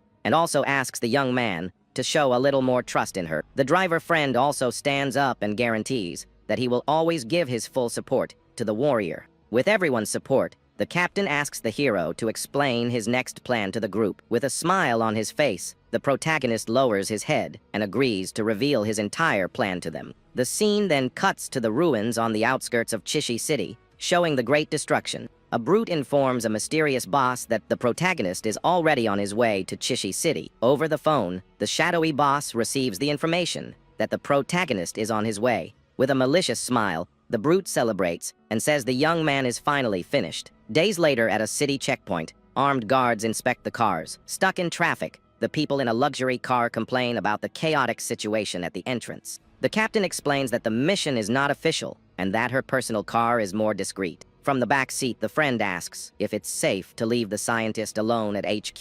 The hero says she has her own way of investigating and will provide support from a distance. At that moment, a guard approaches and knocks on the car window for a security check. But suddenly, a watchman screams in terror upon seeing a great threat approaching. A pack of monstrous wolves with red eyes runs towards the checkpoint. Terrified, the city guards begin to flee, completely abandoning their posts. From the car, the platinum-haired woman complains that those cowards are leaving the civilians behind. Determined, the warrior gets out of the vehicle and prepares to face the pack alone. The beasts leap over the cars and begin to attack the men who are trying to run away. A civilian screams desperately for help as one of the wolves prepares to attack him, but the hero appears in front of him and uses his red claws to block the beast's strike. He tells the man to run if he wants to live, as he faces all the other monsters around. The system shows that these are the Iron Wolves, a dangerous scout class. Surrounded by the pack, the young man finds the whole scene extremely familiar. He then remembers an attack from the past, and how he lost everything to those creatures. With a red aura surrounding his body, he vows that he will not let that happen again. A guard is shocked by his power and says to inform Captain Jung of his arrival. Back in the car, the friend praises the hero, who says he'll take care of the rest of the mess.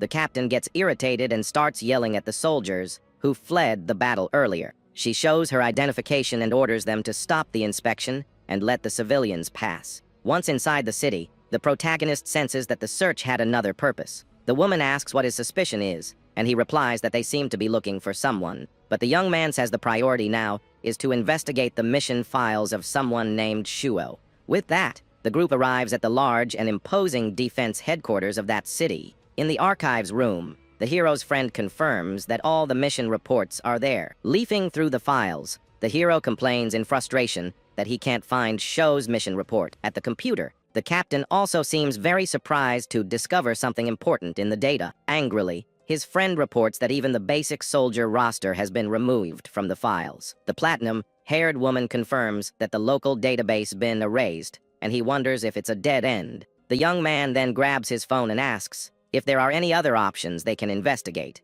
He calls his scientist friend, and the young woman agrees to investigate the case, asking for a little time. The leader explains that the blonde girl has access to the archives, and the friend is impressed by her ability. The friend remembers Captain Jia, a veteran who was Shua's mentor, and knows about the mission. Upon arriving at Captain Jia's house, they find the place ransacked, with signs of a recent struggle. The protagonist finds a piece of material and suspects the city's defense team set everything up.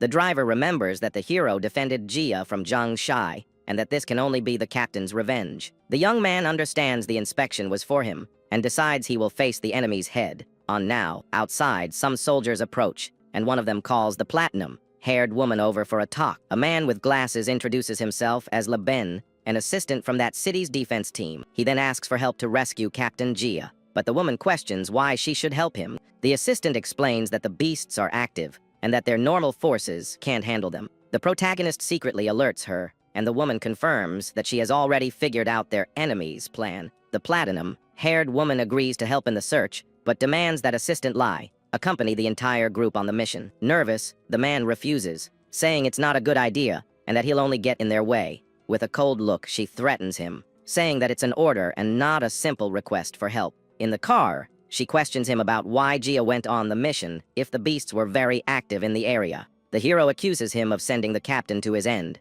and the man stammers that it was Gia's own request. The group arrives at a destroyed area, and the assistant points, saying the place is just over there. The young man senses something is wrong, because the area should have beasts, but he doesn't feel the red mist. Nervous, the assistant grabs his phone and warns that they need to leave that place immediately.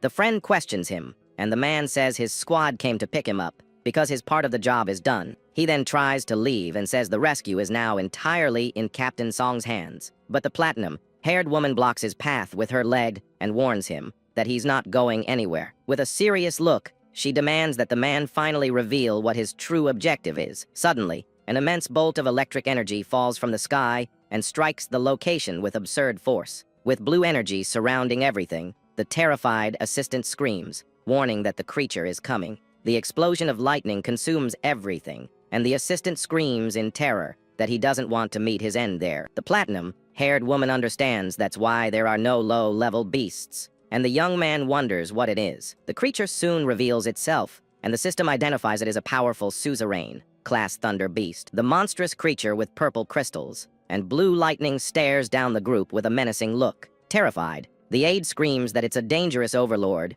class creature. The hero realizes the missing patrol was taken out by this terrible monster. Scared to death, the aide Lee tries to flee, but the hero's friend stops him from escaping. Then, with a furious glare, the captain orders them not to let the traitor get away. His friend chases after him, warning that the monster is gathering power for a breath attack. The great beast opens its mouth and begins to charge a massive amount of electrical energy for its attack. It then fires a powerful beam of blue energy that destroys everything in its path. The platinum-haired woman acts fast, pushing the protagonist aside to save him from the energy blast. A dense cloud of smoke covers the impact site as the young man watches the destruction. The woman warns that it won't be easy to get out and asks him to hold off the beast while she gets her weapon. The scene cuts to the top of a building, where a mysterious man watches the battle from afar. With an evil smile, the man says he now wants to see how the hero will handle this situation. The hero's rival questions how such a small device can control a beast of that class. The man boasts about the technology,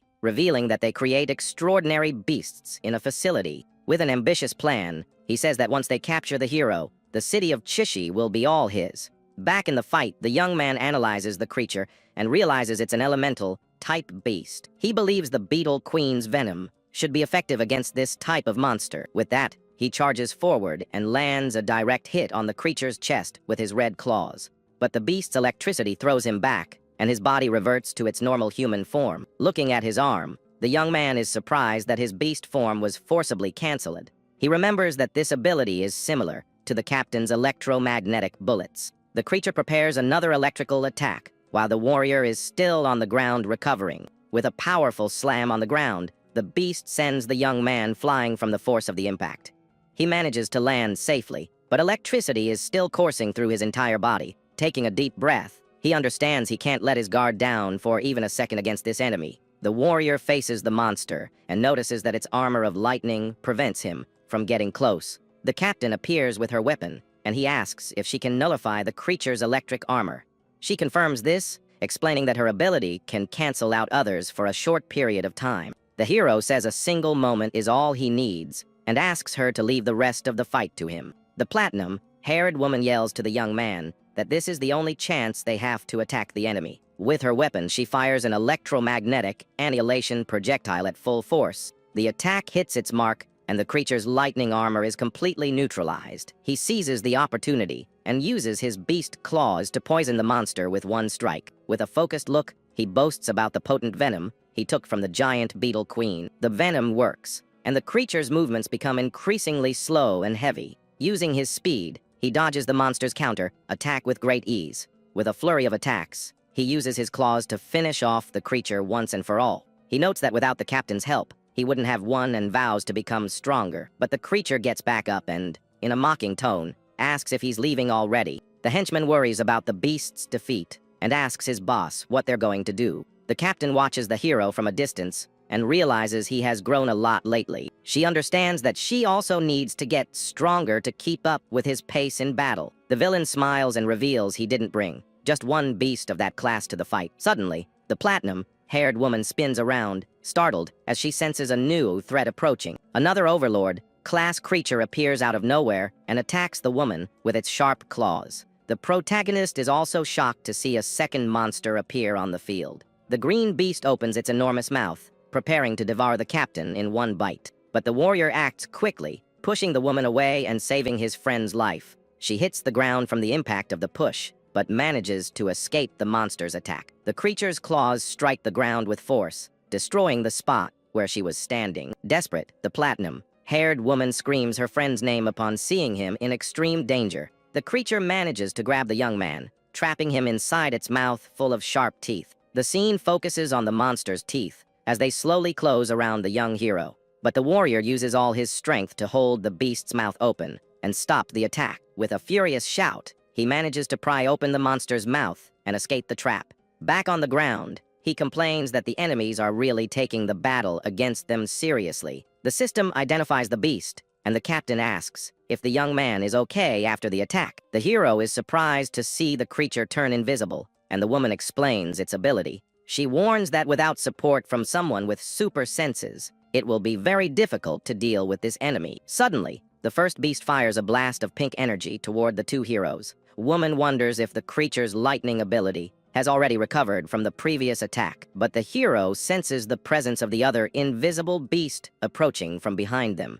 He realizes the first attack was just a distraction for the other's surprise strike. The green monster appears and hits him with a powerful blow that catches him by surprise in mid-air. The warrior is thrown hard to the ground, and the captain desperately screams his name at the scene. Angrily, the platinum-haired woman gathers electrical energy in her hands to counter-attack. She then lands a punch charged with an electromagnetic bomb on the enemy creature. The monster is sent flying by the force of the powerful captain's electric attack, but the creature recovers quickly and disappears again into the smoke from the explosion. The young man gets up and says he can feel its movements with his magnetic field. He promises to go straight for the takedown, and the woman confirms the enemy's position for him. The platinum-haired woman shouts that the creature is coming from behind, and he prepares for the big blow. The hero shoves his arm into the monster's mouth and asks if the creature likes to eat a lot. Then he creates a sphere of red energy to blast the beast from the inside out. The explosion goes off, completely destroying the monster's head in a single fatal blow.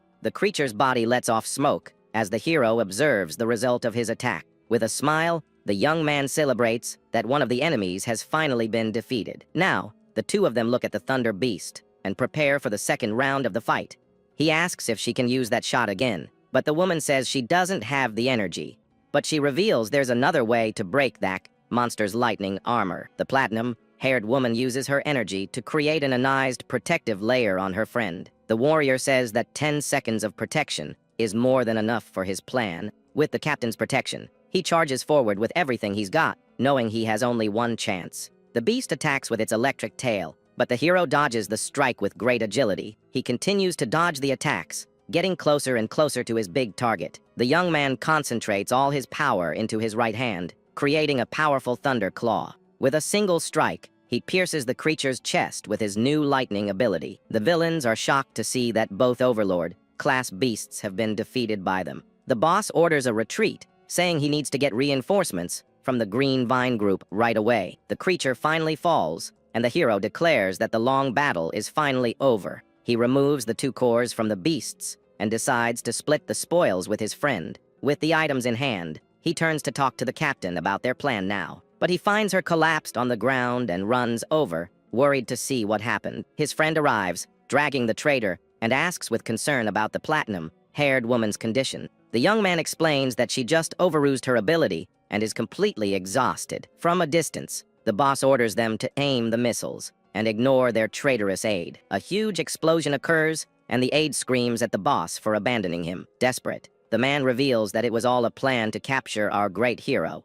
The boss gets angry because none of the shots hit, due to the electromagnetic field in the air. The hero tells his friend to take the captain and the traitor back to the base immediately. He asks him to inform the unit chief about the betrayal of the city's defense team. The driver arrives with the car, and the warrior complains that they would be too easy of a target. He tells his friend to get out of there, and assures him he can cover their escape. With a kick, he deflects the missile, and his friend is shocked by the hero's incredible strength. The car speeds away as the young man intercepts all the large projectiles. The henchmen are frightened by his approach and try to buy time for reinforcements, but the warrior charges forward, taking down several enemies with a single blast of his energy. The boss is shocked by his strength, even after the fight against the two great beasts. In the blink of an eye, the hero appears in front of the villain and hits him with a powerful punch with his beast claws. He finishes off the enemy with a precise and powerful attack. The villain begs for his life, warning that powerful people are involved in all of this. But suddenly, a mysterious punch hits the protagonist with great force in the face. He's sent flying by the impact of the blow. Without even understanding what just happened, a man in a red coat appears, and the system identifies him as a rank B warrior. The young man asks who he is, but the man just says that's none of his business. The newcomer launches a swift attack toward our hero to test him. The protagonist manages to block the blow with his arm, but feels the heavy impact. A frantic exchange of blows begins between the two warriors on the battlefield. The two face each other with clenched fists, a great energy surrounding their bodies. With a powerful kick, the man in the red coat calls him weak and sends him flying. He then fires several blasts of yellow energy in our hero's direction. A massive explosion engulfs the area, kicking up a thick cloud of dust all around. Fallen and injured, the young man gets up, and the enemy complains that he's just a sewer rat. The one in the red coat scolds the captain for losing even with two strong beasts. He then leaves, letting his henchmen handle the rest of the dirty work. Angrily, the villain kicks the fallen protagonist and complains about his great stamina. Then he takes out his phone and makes a video call to someone named Jia Jun at the base. The call shows two guards and Captain Jia, who is trapped inside a cage. The villain then shows the defeated hero to the prisoner, who is shocked by the scene. Jia yells furiously at the captain and tells him to deal with his problems directly. The hero is captured, and the villain orders him to be taken to the beast-taming base. At that moment, the protagonist decides he will absorb one of the cores he got from the battle. The scene cuts to an underground base 300 meters below the city. The hero is chained up inside a large tube filled with a greenish liquid. The system announces that the core has been absorbed, and his eyes glow with a purple light. With a new dark power, he shatters the chains and frees himself from the large tube. With a single touch, he breaks the glass, and the water begins to leak out everywhere. All the greenish liquid from the tank spills out, completely flooding the room's floor. He realizes he's in a hidden base, and that it's located near the city ruins. In the control room, the scientists receive an alert that the test subject has escaped. The monitor shows the last image of the hero before the camera signal was lost. Then, the security camera screen fills with static and goes completely blank. A squad of armed guards is assembled to capture the fugitive alive immediately. Covered in an aura of shadows, the young man stares at the open door in front of him. The guards storm the room but realize the test subject is no longer anywhere to be found. Using his stealth, he slips past one of the secret base's guards unseen. He thinks the effect is good, but he can only maintain this form for 10 minutes at most. Running through the corridors, he decides he needs to find Captain Jia quickly. He then passes by two guards, talking near his friend the captain's cell. With a swift blow, he knocks out the two guards who were in the base's hallway. With that, he finally finds a badly injured Captain Jia inside the cell. The two embrace happily, and the captain praises his younger friend's strength. The young man gives his friend water and apologizes for getting him involved in this whole mess. The blonde man asks if he found any clues about someone named Shuo and his disappearance. The captain reveals that many soldiers have vanished on mysterious special missions. The hero understands that someone very powerful is behind this whole evil plan, but suddenly, a squad of armed guards appears at the end of the base's corridor. The captain tries to protect his friend,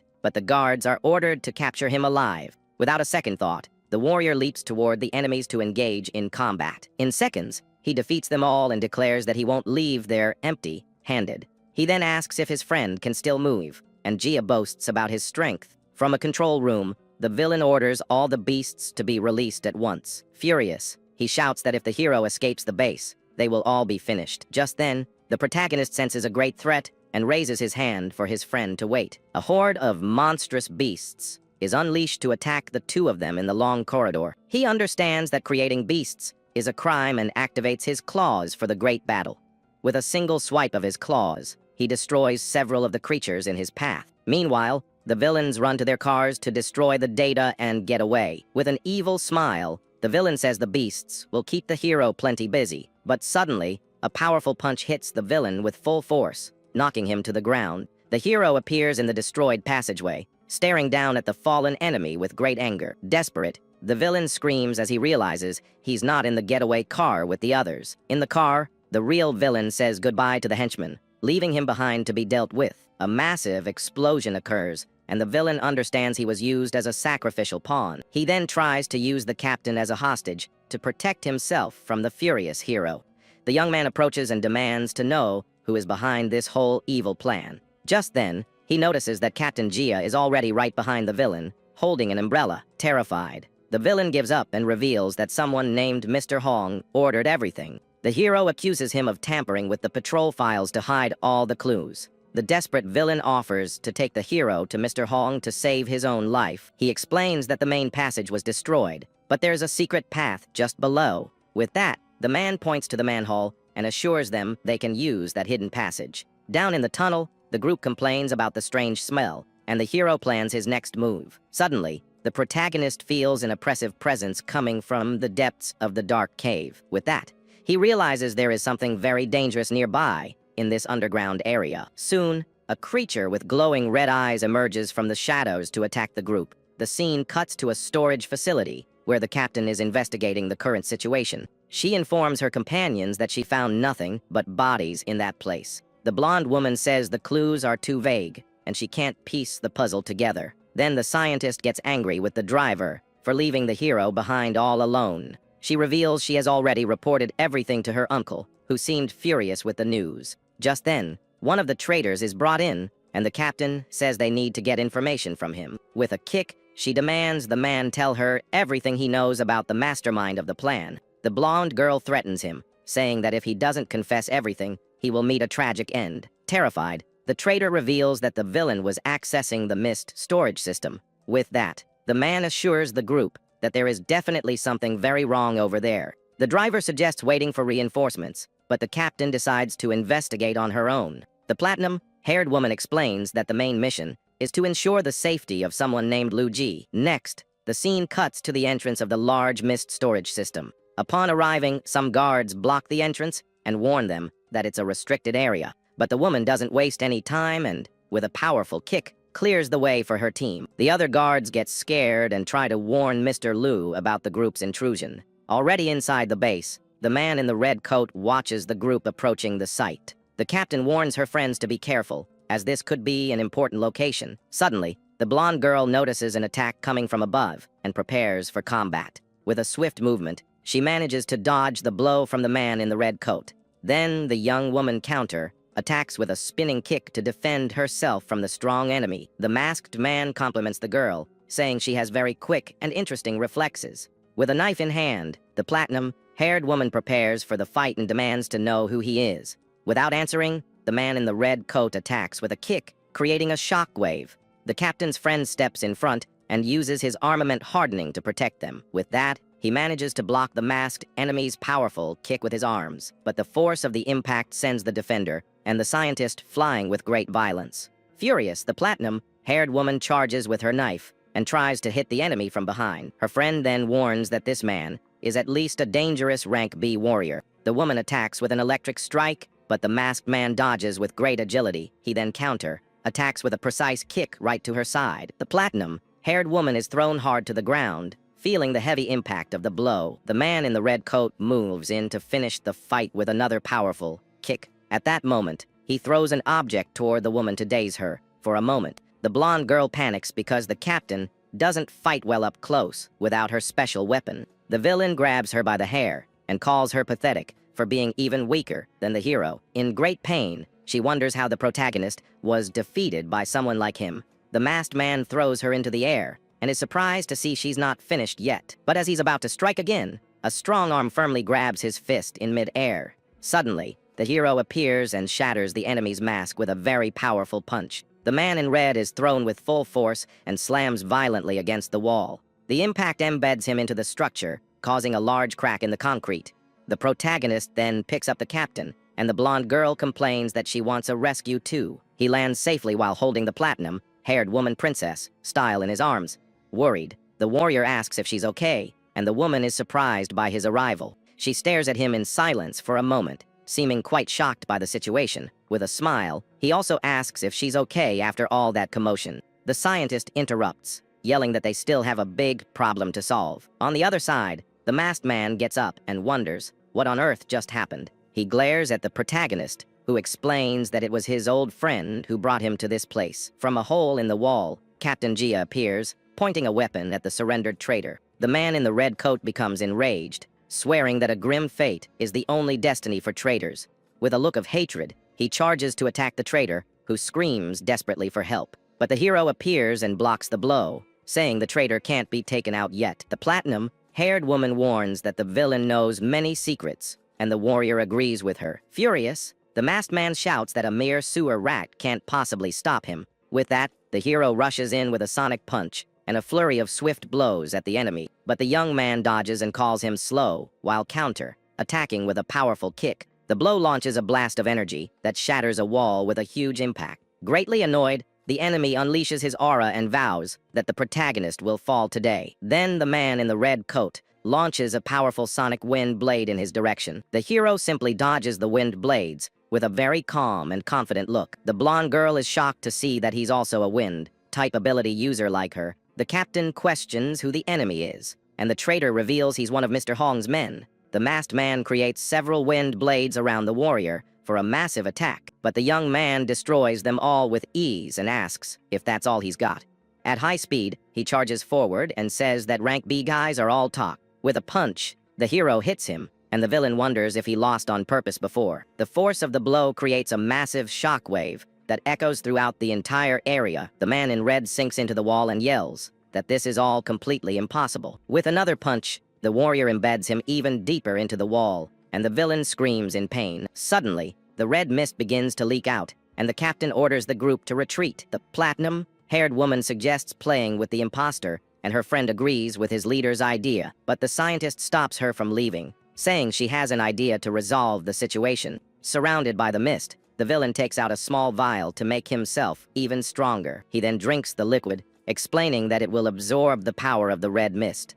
With immense power, he challenges the hero, calling him a simple, defenseless ant. At that moment, the villain fires a giant red energy blade toward his enemy. The powerful attack explodes with full force, creating a massive crater of destruction in the ground. The protagonist is impressed by the speed boost the villain got from the mist. Now the two are exchanging blows at a speed comparable to that of a rank A warrior. With his power, he blocks a punch and is impressed by his opponent's strength. The exchange of blows creates a shockwave that destroys everything around the two fighters. The villain asks how long he can block and says it's time to end the fight. But suddenly, the man in the red coat notices something strange and becomes very confused. A large wind barrier appears, isolating the red mist from the rest of the group. The blonde girl uses her ability and casts the powerful blessing of the Tempest to help. With a blue aura, the hero feels his body become lighter and thanks her for the special technique. Furious, the villain fires a red mist cannon to finish them all off for good, but the young man blocks the attack and questions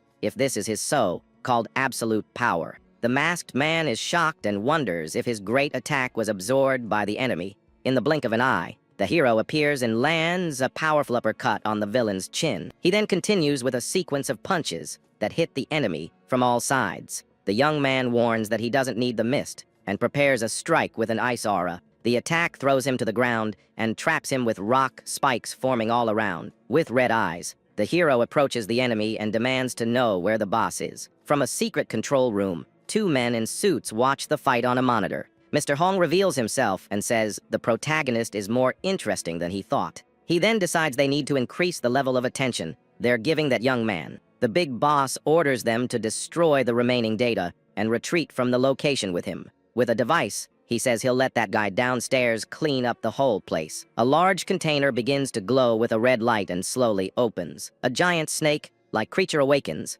saying that it's hungry. Back in the fight, The hero steps on the fallen villain and demands to know where Mr. Hong is. The scene focuses on the enemy, unconscious and foaming at the mouth after the last attack. The blonde girl complains that he was too rough, and the young man says he didn't even use his full strength. He then questions the traitor about the patrol members, and the man promises to help. The group follows the traitor down a dark staircase to the lower floor of the base, but the man warns that the door requires a password that he doesn't know right now. With a powerful kick, the protagonist breaks down the metal door without any effort. Once in the hallway, he asks if everyone is there, but the traitor doesn't know the answer. Suddenly, the hero stops walking and notices something strange at the end of the corridor. With a serious look, he points ahead and alerts the group to the danger right there. He reaches a door and says he feels people inside, but can't use brute force. The blonde scientist offers with a smile and tells the hero to leave it to her. The young man asks if she can open it, and the young woman assures him she's a great expert. That the girl uses her laptop and begins hacking the sealed doors system. In seconds, she gains access and, with a final click, finishes the job. The large metal door opens, and the group enters to see what's inside. Inside, they find a laboratory with dozens of people in containment pods. The blonde girl and her friend are shocked by the scene, and she becomes furious with the kidnappers. Enraged, the platinum-haired woman grabs the traitor and demands to know what the villains are doing there. Captain Gia recognizes Shuo in a pod, and the hero prepares to rescue him. But the scientist stops him, warning that the devices are life support for the hostages.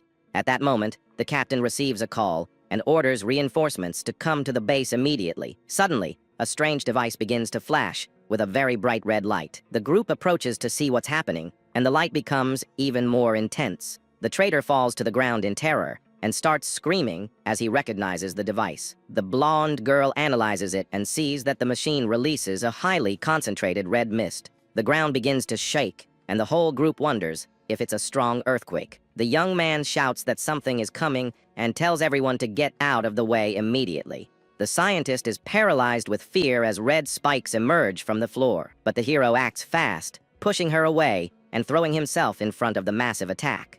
The villain in red transforms into a beast, and his friend is shocked by the terrible scene. The platinum-haired woman is surprised because the creature's appearance is the same as her dear uncle's. The warrior grabs the device and understands that it's a lure to attract the beasts. He runs with the lure, and the captain follows him as he tells the rest to protect the area. Outside, they see a helicopter, and the creature begins to chase them. From a building, Mr. Hong observes and wonders how many more surprises the hero has in store. With all his strength, the protagonist throws the device as far as he can. The large red beast leaps into the air and chases after the lure that was thrown far away. Suddenly, a giant worm-like creature bursts out of the ground with full force. It then opens its enormous mouth and prepares to devour the other beast in a single bite. The hero and the captain look on in shock at the immense creature that emerged from the base's ground. Meanwhile, several military trucks with reinforcements arrive at the storage base. Inside one vehicle, the driver explains that the captain called them to a laboratory there. Suddenly, the soldiers are startled to see the giant monster coming out of the base's ground. One of the leaders worries that the captain and the others can't handle that threat. He then prepares for battle and jumps out of the moving truck. With his special gauntlets, he announces that he is the only one who can fight the monster. The instructor orders them to take the reinforcements to the lab and runs ahead of everyone. With a powerful leap, he jumps toward the great creature with a fiery aura. Once on the ground, he wonders what on earth is happening in this abandoned place.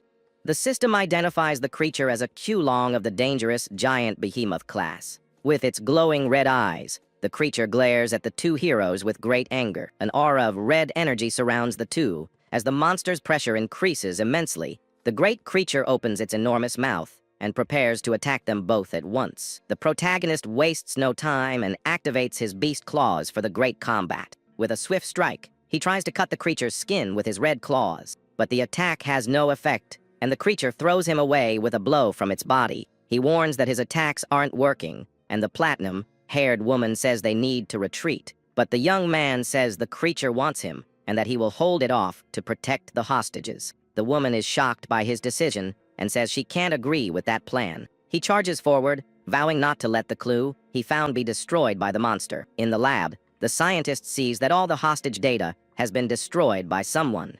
With an irritated look, she realizes they are dealing with an expert in the matter. The reinforcements finally arrive, and the driver introduces himself to Captain Gia on sight. Gia says he's okay thanks to the hero, and asks with concern where he has gone now. A new soldier introduces himself and says he came to help the captain with the city's rebellion. The captain's friend explains the situation and asks where Commander Lin Yongsan is. Back in the fight, the hero uses his stealth and runs along the giant creature's back. He then unleashes several attacks in sequence, but the monster's skin is tough. The creature notices the attack and tries to crush him with a strike from its own head. The hero leaps with agility and manages to dodge the great serpent creature's blow. With a precise strike, he hits the monster's eye with his sharp beast claws. He then uses his new poison vine ability to attack the ground of that location. But suddenly, some tentacles emerge from the beast and trap the young man with great force. The creature brings him to its mouth and prepares to devour him once and for all. The captain points her finger and prepares a mini version of her powerful lightning weapon. The blast of electrical energy hits the creature and manages to save the hero from danger. Collapsed and exhausted, she realizes using a special ability without a weapon is too much for her.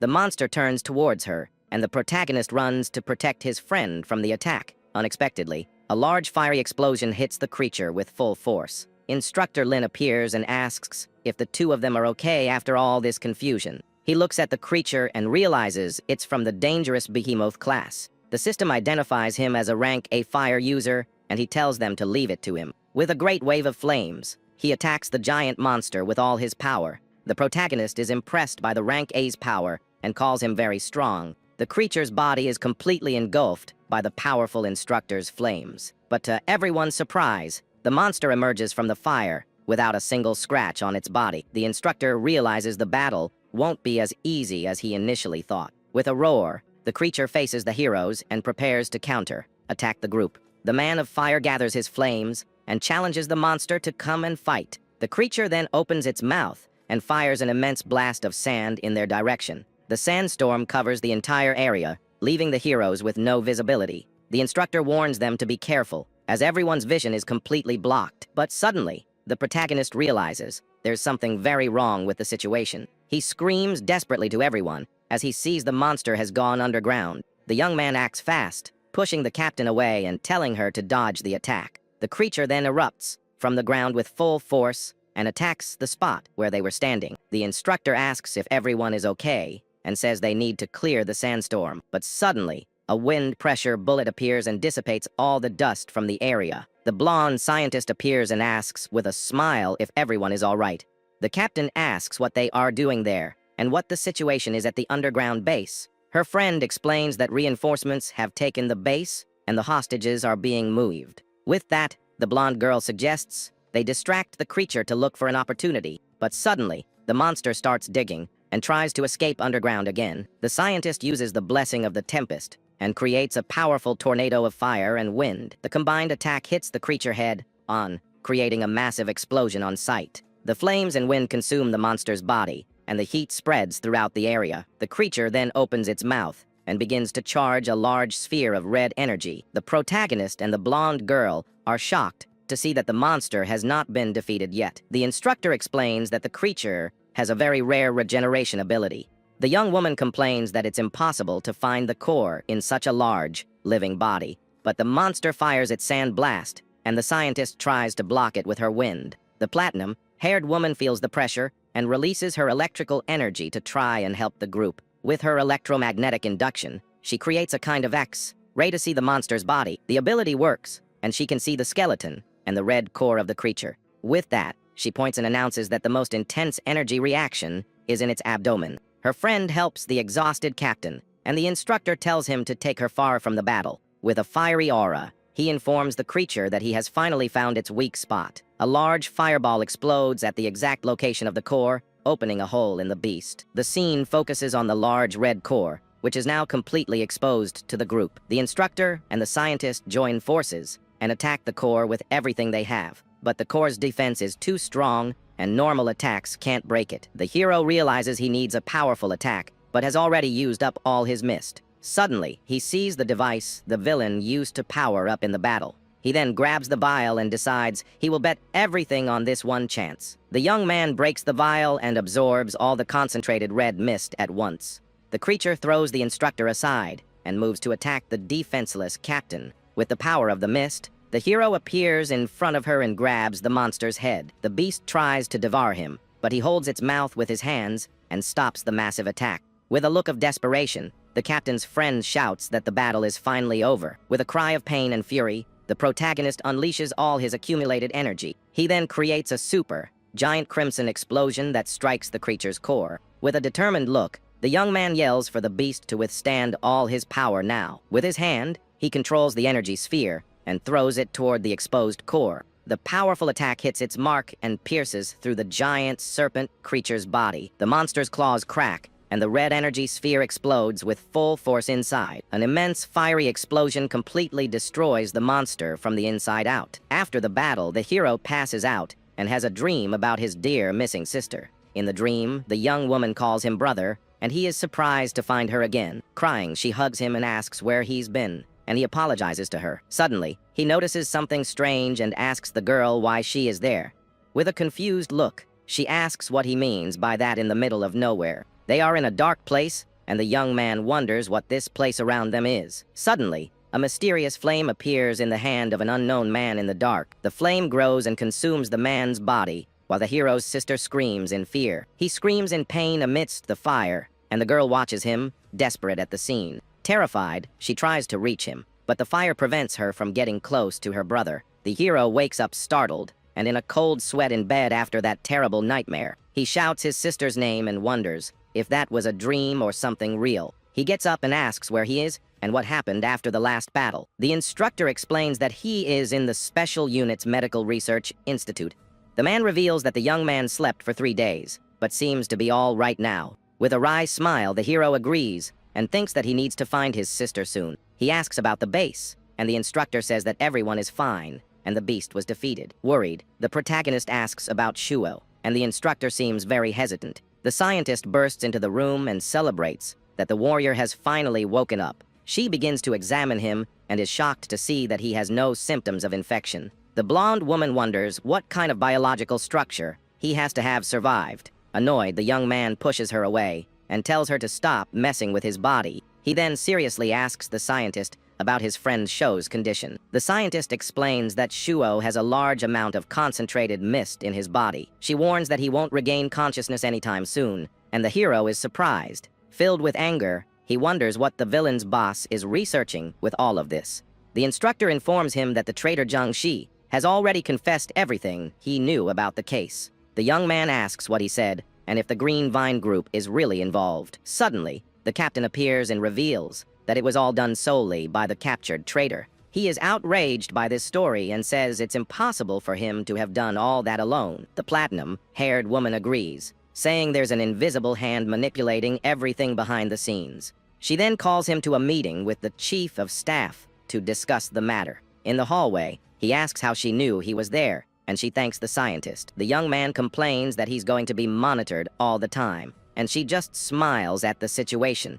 Arriving at the room, the instructor knocks on the door, and a voice from inside tells them to enter. Once in the room, the blonde girl jokes with an old man, saying she caught him eating snacks alone. The man then turns around and tells everyone to sit down so the meeting can really begin. He warns that the news of the hero's victory has already spread, and that he is in the eye of the storm. The chief asks what the young man's plans are now that he has attracted so much attention. The hero says he wanted to act in secret, but now wants to hear the chief's opinion. The old man says the traitor is hiding something, and that he needs more information. He explains that the Green Vine group has a lot of cooperation with the military at the moment. A man with glasses warns that they can't investigate the group without concrete proof. With a serious look, the hero asks what he means by the term superiors. The chief reveals that he is talking about the highest level of the government and the apex of that world. Understanding the situation, the young man says he wishes to borrow some power. He then realizes that the chief wants to use him as a pawn to do the dirty work. The captain stands up and questions why they still want to involve the protagonist in this. The instructor says that instead of being prey, it's better to become a hunter and fight back. The chief agrees and tells the young man to weigh his decision carefully before answering. Outside, the hero thinks that instead of becoming prey, it's better to become a hunter. At the training camp, the chief organized a 3-month training session for the new team members, but the training is a cover to find spies and unify the army's voices. The young man thinks he needs more power and will use the training to consider the chief's invitation. A large screen then displays the recruit's scores, and the protagonist is in first place. He realizes his 210 points are worth 210,000 alliance coins. Because of this, other soldiers complain that he has too many points and doubt his actions. A rival says the hero got lucky in the battle, and that instructor Lin carried him. Suddenly, two girls defend him and tell the rival to stop talking nonsense. Just then, a captain arrives and tells everyone to stop the pointless arguments right now. Captain Tang Yi explains that the points were verified, but he understands their curiosity. He then proposes a duel with the hero and wagers 40,000 alliance coins on the fight. The blonde girl gets excited about the coins and tells the young man to fight and win that huge fortune. The protagonist accepts the fight, thinking he'll use it to establish his authority. Everyone then gathers to watch the fight and comments that Captain Tang is a strong B rank. The captain creates an ice gauntlet and says his beast core is the freezing type. With a punch to the ground, he creates a wall of ice spikes against the protagonist. The young man then jumps high into the air to dodge the powerful ice attack. As he lands, he thinks that the captain's power is much stronger than Lu Feng's. The captain says it's not over yet and launches several ice fragments in his direction. Countless ice spikes fly at high speed to hit the protagonist. He dodges and realizes the destructive power is strong, but the speed isn't that great. The captain then uses his glacial star-slash ability to attack his opponent. A giant wave of cutting ice energy is fired at the protagonist, but suddenly, the hero activates his transformation and prepares his powerful counterattack. With his beast claw, he moves quickly and surprises the captain with his speed. Suddenly, the instructor appears between the two and stops the fight with his flames. The man of fire declares Yan Hao the winner and asks if the captain has any objections. The captain agrees with the defeat and says the young man let him win the big battle. The crowd is in shock over the defeat, and he says there should be no more doubts. The blonde girl celebrates the 40,000 coins and says he should give them all to her. The rival gets angry upon realizing the huge power difference between the two of them. Filled with hatred, he swears he will get stronger so he can defeat the hero one day. A month passes, and we see two men talking in a very luxurious office. The man with glasses reports a beast man attack in the country's northwest region. The scientist is shocked and says the analysis shows it's his missing brother. He explains that the chance of a beast man regaining their sanity is very minimal. The chief decides they need to eliminate the threat, but the scientist warns him about his daughter. With a serious look, the chief says that some sacrifices are necessary for the greater good. Suddenly, the platinum-haired captain gets a call as she's getting out of the shower. On the call, a person tells they have some very important information for her. In a hurry, the young woman gets dressed and runs desperately down a very long hallway. She barges into her father's office and questions him about the news of her dear uncle. The man tells her not to get involved and that a special team will handle the matter. With a desperate look, the girl begs to be allowed to go with the team. Annoyed, he asks if she would have the courage to shoot her own uncle if necessary. With that, he forbids her from leaving the headquarters and removes her from the mission of protecting the hero. Disobeying orders, the captain goes to the base's underground parking garage. There, she finds the blonde scientist, who was already waiting for her arrival. Her friend hands her a backpack and says she'll distract her father for a while. In a memory, she sees her uncle protecting her from a giant spider monster. While driving, she thinks that everything would be different if she had been more courageous in the past. With determination, she vows she will find a way to save her uncle and speeds up the car. Back at the base, the protagonist and his friends are eating together in the cafeteria. The blonde girl jokes that he finally got a clue and thanked her with a good meal. The hero's friend is impressed with the food and says he hasn't eaten this well in a long time. The young man says he's just returning the favor and asks where Captain Song Rai is. His colleague explains that the platinum-haired girl took a few days off for a personal matter. The hero reflects on the captain's actions and wonders what she wants from him. Suddenly, the blonde girl's phone starts vibrating on their dinner table. She then picks up the device and looks at the screen with a very serious expression on her face. The blonde girl shows the phone to the protagonist and tells him to look at the screen. With that, she reveals that their friend Shuo has finally woken up from his long coma. The hero's colleague suggests calling Shuo's brother, as he had promised to help. The group then rushes to the Medical Research Institute to find their friend. In the room, we see the blonde-haired young man finally awake after a long time. His younger brother emotionally hugs him and asks where he's been all this time. The hero interrupts the reunion and says he needs to ask some important questions. Shuo asks who he is, and his brother explains that the young man is their benefactor. Then, the protagonist shows a photo of his sister and asks if he remembers her. The blonde young man takes the photo and tries to remember the girl with a confused look. The blonde girl helps and reminds him it was on a rescue mission on March 11th, 2088. With that, he remembers the day of the Crimson Fog when they formed a rescue team. The scene was tragic, and the city was full of monsters and infected people everywhere. Amidst the chaos, they found the girl near a helicopter that had crashed there. She had no serious injuries but couldn't remember anything at all. So, they took her to a military shelter to keep her safe. He says that 2 days later, 2 men with a warrant took her away for treatment. The hero asks where they took her, and Shuo says he wanted to accompany her for the treatment. He then reveals that the destination was Soyan City, and that an accident occurred later. The young man is shocked to hear the name Soyan City, and repeats the location's name. The blonde girl realizes it's the same place where the captain's uncle was seen and finds it suspicious.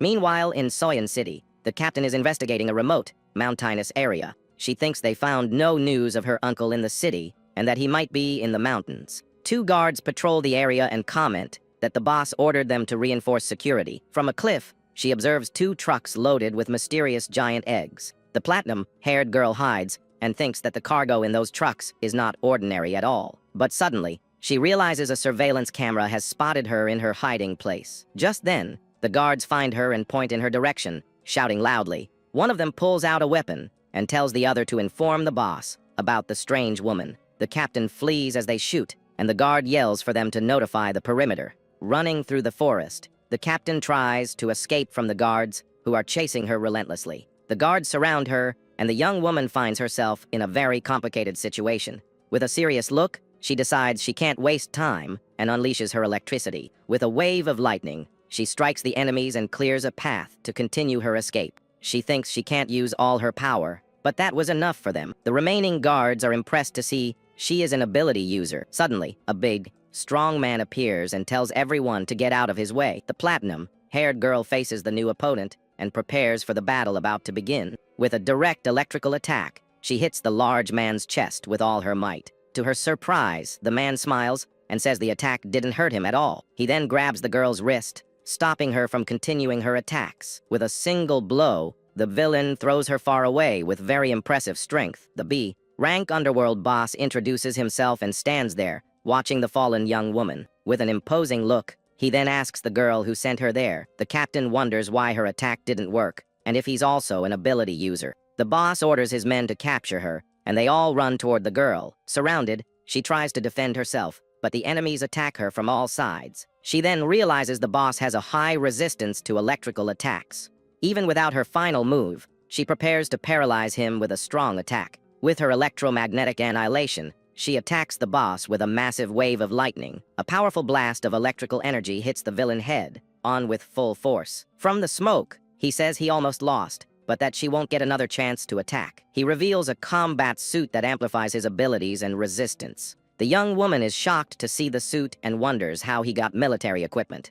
The boss then tells his men to get her, saying they can have some fun. A henchman approaches, and the girl thinks she's exhausted from using her ability. But suddenly, the man is hit by a swift blow and screams in pain from the attack. The henchman then collapses to the ground, and the captain watches the scene, very surprised. The protagonist appears and asks the young woman if she's okay after the commotion. The guards are surprised by the young man's arrival and call him the girl's accomplice. The boss yells for his men to attack and promises 10% of the mine's profits. With that, all the henchmen rush toward the heroes to begin the big attack, but suddenly, the blonde scientist appears and prepares her powerful wind ability. She then creates a windstorm that throws all the enemies far away. One of the henchmen is shocked to see another ability user and asks who they are. The blonde girl yells, asking why they attacked her Rurue, and the captain gets confused. Angrily, the boss unleashes his dark aura and says they will all pay for this. The captain warns that the boss is also an ability user and that his power is at least B rank. The protagonist then raises one finger and says he can solve everything in 1 second. The boss doubts the young man and advances with his dark energy for the final attack. But the hero calmly faces him and says, "You dare show off in front of me." With his transformation, he uses a heavy blow and hits the villain's face with all his might. The force of the punch is so great that it creates an immense shockwave throughout the area. The big boss then falls to the ground, completely knocked out after the single blow. After the battle, the protagonist turns to the girls and tells them to get out of there first. They then flee the scene on a motorcycle with a sidecar to a safer place. Stopped on the road, he says he heard she skipped training to investigate someone.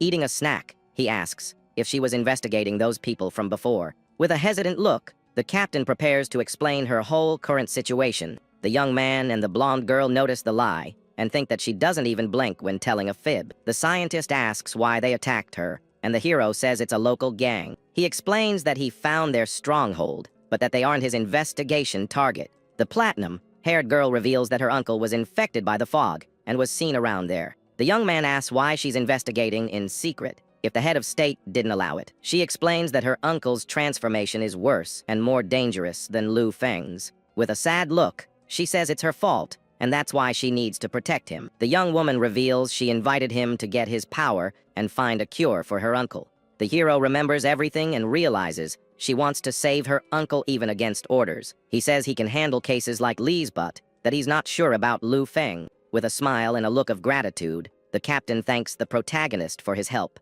The blonde girl says that since everything's settled, they can finally leave. Just then, the captain asks why the two of them came to that place so suddenly. The hero explains that Showa woke up and said his sister was taken there a while ago. With this, he realizes there must be a big connection between all these events. Determined, the young man vows he will find his missing sister no matter what. Back in Soyan City, they find themselves in a very complicated situation now. The blonde girl complains that they're being chased, as if they've stirred up a hornet's nest. The captain says she didn't want to get involved, but now they're just going to power through. The scientist then uses her wind power to attack a guy who managed to escape. The wind attack hits the henchman's head on and throws him far away with great force. Suddenly, a mysterious man appears, and the protagonist asks who he is. The man reveals himself to be Captain Tang and says he's on their side in this fight. The captain then tells the group to follow him, as it's not a good place to talk. He explains he came on the chief's orders to find her uncle and ensure his safety. Surprised, the captain asks if he came alone to carry out this dangerous mission.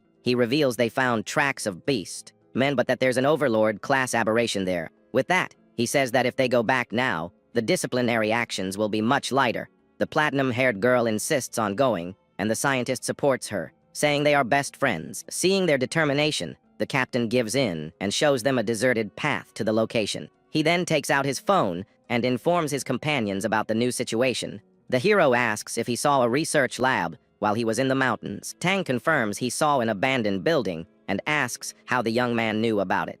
The young man understands that the lab is hidden, and that's why they need to go inside. Arriving at the entrance, the captain points out that there's no electronic equipment there. The captain then hands her weapon to the protagonist and tells him to hold it.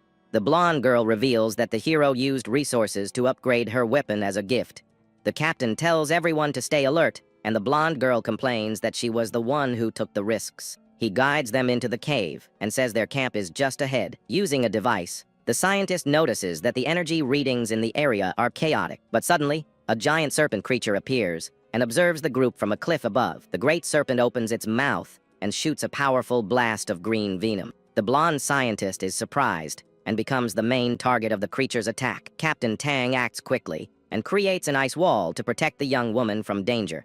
But the venom melts the ice and hits the captain's arm, who screams in pain from the attack. He warns that the creature camouflages itself and that, now poisoned, he can't help much. With that, the protagonist tells them to leave it to him and runs to face the creature. He then leaps toward the giant monster and activates his beast claws to fight. With several quick strikes, he manages to wound the immense serpent's body. The blonde girl is impressed that he can face an overlord-class monster alone. With his claws activated, he gets ready, showing himself to be the ace of the team. Suddenly, the hero stops and looks up confused as he senses a strange presence. Just then, something mysterious falls from the sky and hits the ground with an incredibly powerful impact. A flaming minotaur appears and is also identified as an overlord creature. To make matters worse, a steel lizard emerges from the ground, and the group is shocked by so many monsters. The young scientist is confused because before there was only one monster of that class. The serpent then speaks to the hero, questioning him for daring to enter its home. The previously defeated boss reappears and says he won't be careless in the fight this time. The hero realizes the villain controls the monsters and that they are very obedient. Captain Tang apologizes and says he will hold off the serpent so the group can fight. The protagonist suggests they split up, and the captain says she will fight the Minotaur. The group then prepares, and each one faces their opponent for the great battle. Tang uses his ice age and traps the serpent's body in several ice spikes. The villainous boss mocks them and says that, with the lizard, the fight is 4 against 1. The young man faces the enemy with a serious look, and just repeats what he said. The Fire Minotaur tells the platinum-haired girl to take back what she said about him earlier. With her new weapon, the captain unleashes her lightning aura and gets very angry. She then aims her electric cannon and thinks her new weapon is very good. The great beast runs in her direction and prepares to throw a super powerful punch. She shoots the ground and creates an explosion to stop the flaming monster's advance. With a precise shot, she then hits the beast's chest with a super strong lightning bolt. The energy shot hits the flaming creature and throws it back with force. Meanwhile, the protagonist faces the large steel lizard with his beast claws. He then attacks the creature, but its steel skin is too tough for the blow. Just then, the blonde scientist attacks from above with a powerful cutting wind blade. The villain just watches the situation with a very dark smile on his face. On top of the monster, he nullifies the blonde's attack, preventing her from hitting the lizard. She is shocked to see the guy can nullify elemental attacks and thinks he's a pain. The lizard then fires a red beam, and the two heroes narrowly dodge it. The young man calls his friend for a combined attack, and she says to leave it to her. With that, he concentrates all his red energy into a sphere in his hand. The blonde girl creates a tornado of wind and earth around the sphere to strengthen the power. The combined attack hits the monster head on and injures it with a great impact. The giant creature roars in pain after being hit by the powerful blow from the two of them. The villain is thrown far away, and the monster is hit by a red energy beam. Lying on the ground, the boss looks very tired and exhausted after all the commotion. Suddenly, the protagonist appears in front of him with a red-eyed stare. Just then, a mysterious clone or friend grabs the villain and throws him high into the air. The villain's body is hit by a pillar of red energy that erupts from the ground. The hero faces the lizard, which seems to have some kind of elemental resistance. With a precise cut, he strikes the steel monster and defeats it once and for all. Meanwhile, the Minotaur is hit by the captain's lightning and suffers from the damage. After the battle, the young woman is impressed to have defeated an overlord on her own. The scientist celebrates and says that Sissy also finished her part of the big fight, but the giant serpent breaks free from the ice and roars to continue the battle. Captain Tang tries to hold it with his ice, but seems to be at his limit. With a look of desperation, he realizes he won't be able to hold on for much longer. The protagonist and the captain then jump in to help their friend in the difficult battle. With a triple attack, they hit the serpent's head with all their power. The hero delivers the final blow and finally manages to defeat the last great creature. After the fight, the captain is thankful for the weapon, and Tang tells them to tend to the injured. The scientist praises the battle, and the captain thanks the captain for his help in the fight. Suddenly, the villainous boss gets up and tries to escape the area at high speed, but the captain's men surround him with weapons and order him to stop immediately. The captain says they arrived just in time, and that they need to interrogate the villain. With that, the soldiers grab the man by the neck and capture him for good. The hero holds him, and the villain begs them not to end his life there. The young man asks what he's doing in the mountains, and why the area is blocked off. The man reveals there's a red crystal mine that they sell on the black market. He then points to the mine shaft and begs them to spare his life now. A soldier of the captain says they saw crystal debris when setting up camp, but the hero wants to know how he controls the monsters and about the origin of the military suit. The villain falls silent and starts to sweat, nervous about the protagonist's questions. Annoyed, the young man tells him to speak, and the man reveals that someone is backing them. Suddenly, the defeated Minotaur that was on the ground begins to move again, with a red glow in its eye. The large creature prepares to get up. To everyone's surprise, the Minotaur is still alive and rises with fury. The villain seizes the chance and lunges with a knife to attack the blonde scientist. Meanwhile, in the city's mine, a hooded man enters a cave. The mysterious figure walks down a corridor filled with large red crystals. Arriving at the spot, he says he has finally found what he was looking for. With a shadowy hand, he then extends his arm toward a crystal. He then touches the red crystal and begins to absorb all its energy. The man says that this should suppress the erosion for a while and feels relieved. He turns around and starts walking toward the exit of that mysterious cave. But suddenly, a red-haired girl with horns appears in front of him. With an angry look, she wonders who is controlling the aberrations.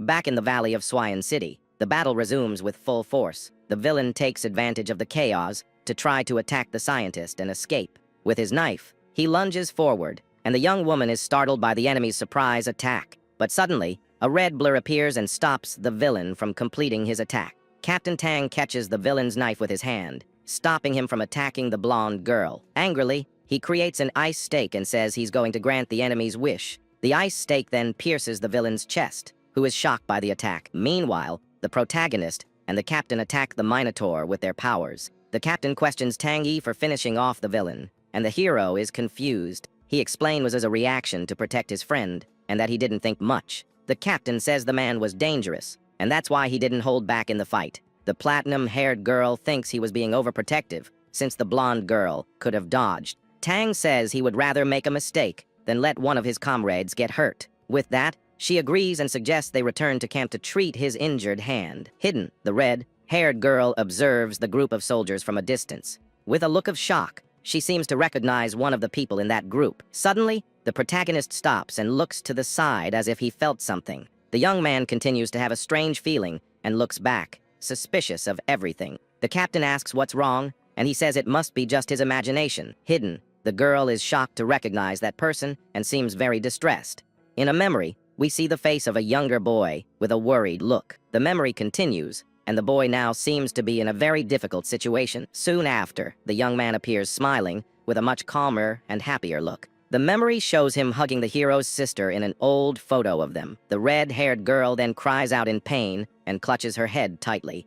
Arriving at the building, a soldier says they've already checked, and that there's no one there. The hero finds it strange that the place is abandoned, and starts to doubt the story. He decides he needs to check for himself, and runs toward the suspicious building. The scientist yells for the young man to wait, but he keeps running without looking back. With a kick, he opens a door and shouts if anyone is in that dark place. Inside the lab, he wonders if this is the place Shou mentioned. The blonde girl observes the area and says it looks like the place was abandoned a while ago. Outside, Captain Tang suggests they look somewhere else now. With that, the two walk together to continue the search in another part of the area. The captain asks if the chief only tasked him with the search or if there's something more. Tang reveals that if the situation gets out of control, he has orders to annihilate. He says the judgment call is his, but first, they need to find her uncle. Back at the temporary camp, the group gathers to discuss their findings. The hero shows a diary and a hard drive that he found in the abandoned lab. The scientist starts repairing the hard drive, while the others analyze the diary. In the diary, they find out about an accident with the fog and the infection of the residents. A note reveals the purification operation and the capture of survivors. With that, the captain says it's all over, and the young man wonders what the alpha test subject is. Suddenly, the scientist celebrates because she successfully fixed the hard drive. With a surprised look, she wonders what's in those recovered files. On the computer screen, an image of a girl in a research capsule appears. Everyone is shocked by the image, and the scientist shows the content to the group. She explains that she recovered a partition, and that the content must be very important. The hero's sister's file appears on the screen, and he is shocked to see her image. The captain asks if he found something important, and the young man seems very tense. With a few clicks, the scientist opens a folder with several mysterious photos. The images show several beasts, men with different appearances and forms. The captain and the hero are thoughtful and surprised by those strange photos. The young man thinks he can't show the diary to Tang because of the information. The platinum-haired girl says the condition of the beast. Men could help her father's research. The captain points to the screen and asks what's in one of the recovered files. On the screen, a photo of a giant creature next to the protagonist's sister appears. The two are shocked to see the young woman next to a monster from the dangerous behemoth class. The captain despairs, and the blonde girl says the photo was taken 3 months ago. With this, he analyzes the photo and discovers the location is the valley on the west side. He decides to take the squad to investigate and asks to be notified of any updates. The captain and the hero look at her uncle's data and are surprised by the results. His bodily indicators exceed the human range and are different from other cases. The young man remembers the man he met in Chishi City and is suspicious of everything. The captain says her father wanted her to investigate a connection with the Green Vine group. The young man realizes the clues are connecting and decides to look for the aberration. The captain and the scientist say they will go with him because the situation is very complicated. The group then walks toward the valley to find the mysterious creature. A soldier points and tells the captain to look at the silhouette on a rock wall. They then spot the giant creature, dormant and camouflaged in the mountain. The captain realizes that's why they didn't find it during the previous search. The scientist analyzes the vital signs and says there's no danger for now. Suddenly, the group approaches the creature carefully, so as not to wake it. They get closer and are impressed by the size of the sleeping creature. A soldier says it's the first time he's ever seen a Bamoth-class monster. The blonde girl uses her device and notices that the vital signs are rising rapidly. With a red glow in its eye, the giant monster begins to awaken from its sleep. The creature stands up, and the group is startled to see it was disguised there. The captain orders everyone to spread out and creates an ice wall for protection. The monster then fires an immense blast of fire that destroys the ice barrier. The fiery explosion hits the soldier's head on and throws them far away with force. The captain orders them to call headquarters and wonders about the creature's attack. The scientist says the monster wants to change the environment to trap them there. The protagonist tells them not to worry because the monster has a fixed target. The captain agrees to contain the creature and test the results of their training. The scientist attacks with her wind blades, and the hero with his electric bolts. The captain leaps and hits the monster's head with a super powerful electric blow. The protagonist then digs his claws into the creature and wounds it with his attack. The monster roars in pain, and smoke begins to pour from its mouth from the blow's impact. The captain takes advantage of the smoke and throws a bomb to create a distraction. With that, he yells for the group to take the chance and retreat to a safe place. But suddenly, a red glow appears in the enraged great creature's eye. With a roar, the monster begins to break free, and the captain is startled by the scene. The creature then shatters the rock floor and breaks completely free from the attack. The captain and the hero realize the situation has become very complicated now. With a roar of fury, the giant monster prepares to attack the group. The creature advances, showing all its strength to the frightened heroes. The young man says they need to stop the monster, or the city will be destroyed soon. A soldier warns that it's impossible and tells the captain to retreat from the battle. The beast then fires a powerful blast of fire in everyone's direction. The soldier sacrifices himself and tells the captain and the others to survive the attack, but Tang tells them to leave it to him and prepares his powerful ice ability. He then creates a great wave of ice to clash with the monster's fire. With his glacial star slash, he raises an immense wall to protect everyone. The blonde scientist praises the feat and gives a thumbs up. The captain tells them to attack while he handles the group's defense. The protagonist wonders if he can withstand the blast and about what happened before. The platinum-haired girl asks what's wrong, and the young man is silent for a moment. With a serious look, he just replies to the young woman that he's fine. The great beast begins to charge its power and prepares for the next attack. The captain then fires a powerful energy beam with her big new weapon. The scientist also attacks, launching her powerful cutting wind blades. Both attacks hit the giant creature's mouth head on with full force, but the monster resists the blows and seems to be completely unscathed. The hero realizes that long-range attacks won't work against that skin. With his transformed hand, he lands a direct punch on the creature's face, but the young man feels the impact of his own blow on his arm and is surprised. He is then thrown backward and crashes into a nearby rock wall. The young man thinks this beast is much more aggressive than the one in Chishi City. The large monster then slowly walks toward the fallen heroes. The captain wonders why the creature stopped, and Tang thinks it's tired. The blonde girl analyzes the vital signs and notices they are very strange. She says the monster has internal injuries, which is why it can't attack. The platinum-haired girl realizes the eye on the creature's forehead is the key to the battle. The group then attacks the creature from all sides with their best moves. But suddenly, the monster launches several red crystals from its body into the air. The crystals create an energy net and prepare to explode with full force. A great explosion of light occurs, neutralizing all the heroes' attacks. The young man finds it strange, because the monster seems to know all their attacks beforehand. With that, he asks for a plan, and the captain says she needs everyone's cooperation. The hero then approaches and draws the monster's attention to become the main target. The great creature fires its fire blast toward the young man to attack him. He then tells Captain Tang to block the attack with his ice power one more time. The protagonist advises them to attack, while the creature is stiff after the blow. With his beast fist activated, he charges forward to hit the monster with everything he's got. The punch hits the creature and creates an opening for the rest of the group to attack. The captain celebrates and prepares to use her large lightning weapon again. The energy shot hits the creature, but it uses the same trick as before. The monster launches its red crystals to defend itself from the powerful attack. The hero then tells the scientist to destroy the crystals with her wind power. The attack works, and the captain's shot hits the creature's eye dead on. She explains that the blow wasn't fatal, but that it sealed the beast's abilities. With that, she yells for Captain Tang and tells him to deliver the final blow now. The Man of Ice then creates a large piercing spear with his maximum power. He throws the ice weapon with all his might to finish off the creature. The captain smiles and thinks their strategy was simply perfect. But to everyone's surprise, the spear changes direction and heads for the protagonist. The hero is startled and doesn't understand what is happening at that moment. With a look of shock, the young man turns and realizes the captain's great betrayal. The protagonist then absorbs the ice spear with his hand, surprising everyone. He manages to contain the attack and stands, still with the ice energy in his arm. The girls yell at the captain, asking if he's gone completely crazy, but Tang just smiles and holds a vial with a red crystal inside it. He then turns to the giant creature and seems to have a new plan in mind. The traitor says that now that the opponent is weakened, he has a chance. The captain questions him and realizes he is the traitor they were all looking for. With a smile, he reveals himself as the great spy infiltrated in the army. He explains that gaining their trust was just one part of his plan. Everything was calculated to use the other monsters to awaken this creature.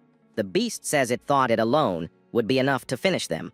The young man asks why he went through all this trouble just for him. The traitor just says he'll understand when he gets to the right place. The creature prepares for a strong attack, and the group is frightened by the scene. The hero tells the girls to hold off the beast while he deals with the captain. The traitor shows his true strength and says he will fight with everything now. The man launches several ice stakes, and the protagonist dodges with agility. Tang realizes that controlling the beast is a greater burden than he imagined. He creates an ice sword, and the hero uses his claw to block the blow. With a kick, the traitor sends the protagonist flying, creating distance. He then fires an energy blast that throws the young man against the wall. The powerful attack blows a hole in the mountain and creates a huge explosion, but the hero emerges from the smoke, and the two face each other for the decisive battle. Tang mocks the young man and says he seems very confident in his victory. The protagonist warns that he wouldn't win even in his best condition, and gets ready.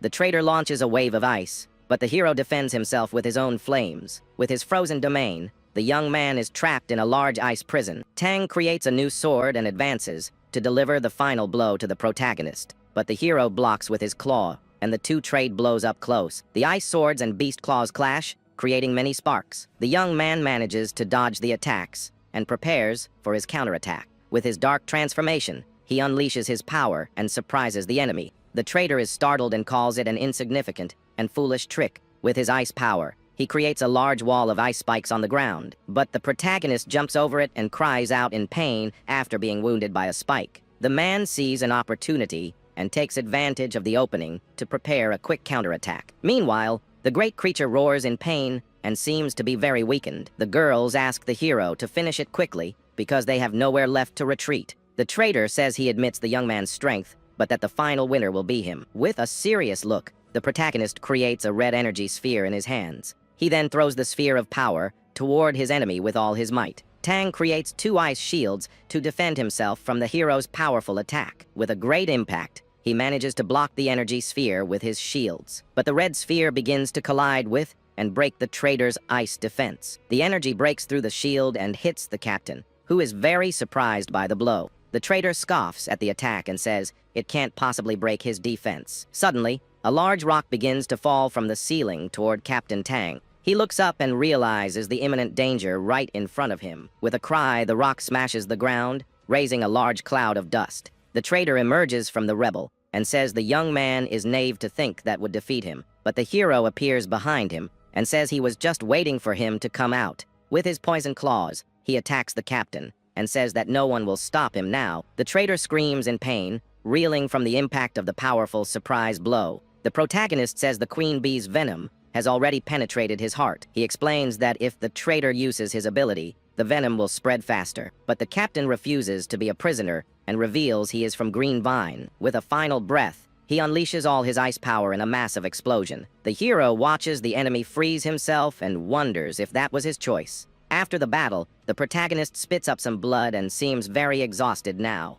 He then falls to his knees and admits that the energy consumption was too great. The giant monster roars in pain and also seems to be at its limit. The girls are frightened by the creature and don't know what to do at that moment. The blonde girl says it looks like the hero won the battle, against the traitorous captain. The platinum-haired girl calls out to the young man as he slowly approaches the group. With a smile, he tells the girls that everything is fine and that it was nothing. The blonde girl asks about the traitor and says they need to interrogate him soon, but the hero explains that he ended his own life and didn't reveal anything useful. The platinum-haired girl comments that the loyalty of the Green Vine group is much higher. With that, she suggests they return to headquarters because the situation isn't good. The young woman asks what to do with the monster, and the other says it's exhausted. Suddenly, the scientist looks at her device and is confused by the strange reading. A mysterious figure appears, and the blonde girl thinks it's the traitor's reinforcements, but the hero denies it as the man in the red cape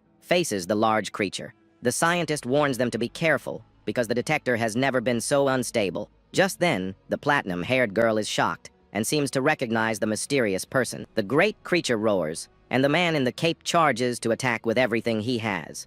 With a single blow, he passes through the giant monster with no difficulty. The man turns around and the captain calls him Kunkel, revealing he is Song Jiao. The hero is shocked, and the young woman wonders what happened to his loss of reason. The beast man praises the young man's potential, even in his incomplete state. The protagonist is confused and asks what that man is talking about. With a smile, he invites the young man to join him and create a new world. The hero gets angry and yells, asking what nonsense he's talking about. The captain runs toward her uncle and asks him to wait a little longer. The beast man then stares at the girl with a very threatening and cold look. Suddenly, the captain is paralyzed by an invisible force in the middle of her path. She then introduces herself and tells her uncle that she is his niece, Ryer. The man asks if she still recognizes him and remains silent for a while. The scientist asks what to do, and the hero seems very worried about the situation. The young man has a flashback and wonders if the man is like he was in the past. He remembers when he lost control and entered his state of fury. He wonders if the captain can wake her uncle up like his sister did with him before. But he senses the terrible aura and realizes that provoking him now would be dangerous. The captain then begs for her uncle to come back to their side now. But suddenly, she is hit by a dark spike and is badly injured. The beast man holds the captain and calls her an inferior creature without any remorse. He then throws her far away with absurd strength, without a care in the world. The girl is thrown and kicks up a large cloud of dust as she hits the ground. On the ground, the captain appears unconscious and with a large wound on her chest. The blonde scientist is in shock and can't believe what she just saw. With that, she runs to help her fallen friend and screams her name in desperation. Seeing the scene, the hero clenches his fist tightly and begins to unleash his power. The young man then transforms and charges at the beast man with great anger. With his eyes glowing red, he yells that he's going to finish the enemy now. The beast man faces the young man and comments that his form has a lot of potential. Hearing this, the boy clenches his fist in anger and prepares for battle. He then lunges at the enemy, his body crackling with power. The young man's punch is blocked by the opponent, and the two exchange blows. But the protagonist is thrown far away by the force of the impact. Then, the beast man lands a punch right in the boy's face. The opponent then asks if the boy wishes to have this kind of power. Full of rage, the protagonist yells that he's going to finish the enemy. The villain throws him to the ground and says his control is still very unstable. At that moment, a large red creature appears and roars very loudly. The giant monster stares at the beast man and the girl lying on the ground. Next, the dragon launches a blast of energy at the enemy. Meanwhile, the blonde scientist shields herself from some falling debris.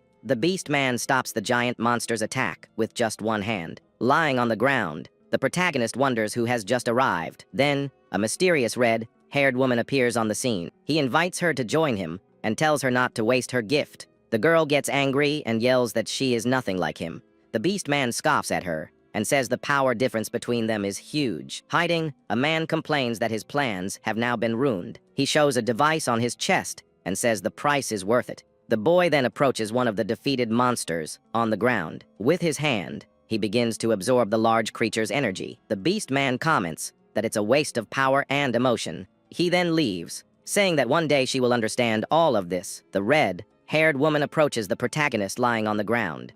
She kneels beside him and apologizes for taking so long. The girl cries and says she's afraid of not being able to control her power. The boy has a flashback of her asking him not to look for her. She then says she will give one last gift to her dear brother. The red-haired woman approaches the man who absorbed the monster. She then yells at him to go away and glares at him with great anger. He finishes the absorption and says he has finally reached A rank. With a wicked smile, he says the protagonist's time is up. The villain prepares to attack the fallen boy with his new hands, but the girl appears in front of him and stops him from continuing the attack. With a quick blow, she lands a powerful punch on the enemy's face. She threatens him, saying she'll break him into 1,000 pieces if he touches her brother. The man becomes furious and yells that she stole the power he had gathered. The girl helps her brother and asks him to be very careful. The girl hands a red object to her brother, who is on the ground. Afterward, she jumps onto the giant monster's head and faces it up close.